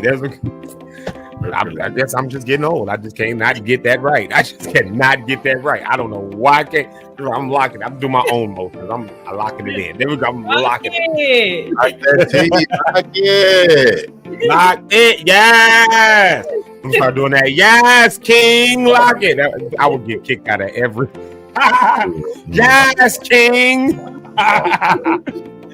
Hey, Rich Holmes. So we've been talking about, we didn't really dive into it. I might bring this topic back up tomorrow. Just to dive into a little bit more specifically a little bit. Because I think the conversation went and kind of did touch on it, actually, believe it or not. Like and the humor and all the stuff that we were doing. It did touch on the topic about just expanding perspectives and all that kind of stuff like that from the church world. We'll do that a little bit more tomorrow. But I know you got some encouraging words for the people and all that kind of stuff like that, because you always do, because you are Pastor Rich Holmes. So. Hey, I got some good news for you. For those that have been looking for just opportunities, because we all are looking for opportunities, I'm pretty sure, right? We have an opportunity. We are partnering with LAH Entertainment and Breezy Films, and we are filming this week. And so we are doing a club scene tonight. Locations at Maxi Sports Lounge. That's 183rd South. My bad. It is 3312 183rd South Hazelcrest. That's Hazelcrest, Illinois today. We got 2 time slots between now, which is 9 to 2 p.m. And then we have another a time slot from 3 to 8 p.m. If you want more information, just hit me up. But I'm going to give you an email as well, which is Stacy, STACEYGILL at breezyfilms.org. All right? Let us spell it one more time for me. It is Stacy, STACEYGILL at breezyfilm.org. That's films with an S.org. All right. So like I want to let you know, life is choice driven. You will live and die by the choices you choose to make. I got a hint for you today. Choose life above it all, above doubt, above fear. Choose life. Live again. All right. God, thank you for this time of coming together with these, your great people, Lord God. We thank you for testimonies that were shared today as Rhonda and Zeke and myself went forth, Lord God. We pray that something was said to impact the nation, to impact generations and future generations to come. We pray for the family of Malcolm Jamal Warner, Lord God. We pray that you continue to hold them, keep them up in this time of what they're going through, Lord God. Holy Spirit, rise up and show that you are a comforter, that you are someone right there, even when the unexpected happens. Lord, let us know that it's still a plan that you have for us. Help us to seek joy. Help us to find it within ourselves, find it within you, find it within our community, find it within our loved ones. Help us to see it a part of our life and experience it in our daily walk with you. Keep us connected. Keep us close to you. In Jesus' name we pray. Amen. Talk to y'all Amen. Amen. Yes. Oh, what's the thing? There it is. I'll be fishing around for buttons. Hey, y'all, man, what a great episode. What a great show today. We'll dive more, I think, into this same topic tomorrow a little bit, because I do like the idea of understanding and expanding worldviews and all that. And whether y'all knew it or not, like I said, talking about stuff we did talk about today. For instance, just changing your mind on telling somebody they stink. Like that's coming from another perspective. And at the end of the day, that's always what my goal is, to make us think beyond what we think right now. Can you think bigger? Can you think better? Can you think more vast? And then if you can do that, you can have a different level of emotional intelligence. If you can do that, you can have a different level of reaching people. And if you can do that, you can have real impact in the world. And if you can do that, we can see heaven come down. Yeah. So it's all about knowing, folks, because I think that's the ultimate goal. Heaven come down, heaven on earth. That's what it means to upbuild the kingdom. And so that's really always my point. I told you I always got a little bit of an agenda. That's why, I understand when folks think everybody got an agenda, because some of us actually got an agenda. My only agenda is to see heaven on earth. That's my only agenda, however that comes. I ain't trying to beat you over the head with no Bibles or nothing. I'm make you think about stuff. But at the end of the day, as long as you get to the point where you love people, you'll change the world. And that's all I got. I didn't tell y'all about the atheist church, so I have to tell y'all that tomorrow. Didn't nobody remind me either. I said the conversation got too good. That's what happened. So we'll talk about that tomorrow. Yeah, the atheist church thing. There's a clip. It was really good, and it was. I take it as an indictment against the Christian church, not because they were trying to be indicting against the Christian church. There's a specific thing that I saw with somebody who went to an atheist church. I would have to talk about it tomorrow. But yeah. But all right, Rich, your prayer went to heaven. I got to check for a few comments. I got to make sure. Miss Ursula Ellis said, "Amen." I had to check for that. I had to check for the mamas of the show. They're going Mama Pastor Cynthia Cohen. Great show. We get many informative insights and great information to help us in every area, both naturally and spiritually. Thank you, Zeke and hosts. Wow. When the mama say stuff like that, it's on and popping. I know I saw Mama JP put something there. What she say? Today's podcast was very good, even through humor, there was a good message. And y'all so smart. Y'all hosts on this stage. Y'all are so smart. Rich, Rhonda, y'all are. I wish I was as smart as y'all, boy. This is man. So shout out to that. I knew that was going to happen. As soon as I switched that screen, I knew that was going. I saw what I saw. Hey, y'all, thank y'all so much for locking in with us. We appreciate y'all. Don't forget, rock out tonight, Rhonda on the Rocks. I'm sorry, y'all. I do got to make this one last announcement because I did not do it at all during this show. This Thursday, two things coming up. Healing Voices is coming up on this Thursday. So please, if you got nothing else going on, 7:00 p.m., 114th and Vincennes. Rhonda, I still ain't sent you the flyer. My bad. I did see that in the group chat like 3 days ago, and I did it. I was busy running. But, yes, I'll make sure you have that. Healing Voices, 114th and Vincennes from 7 to 8:30. I told y'all yesterday, and I'll just go ahead and pass a little hint.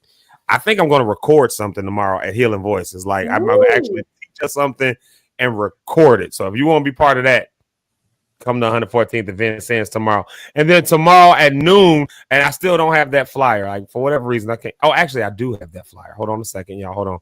I forgot. I had to do the same thing I had to do with your flyer, Rhonda. I had to just load it up. But the other thing we've got going on this Thursday, if you are in need of support,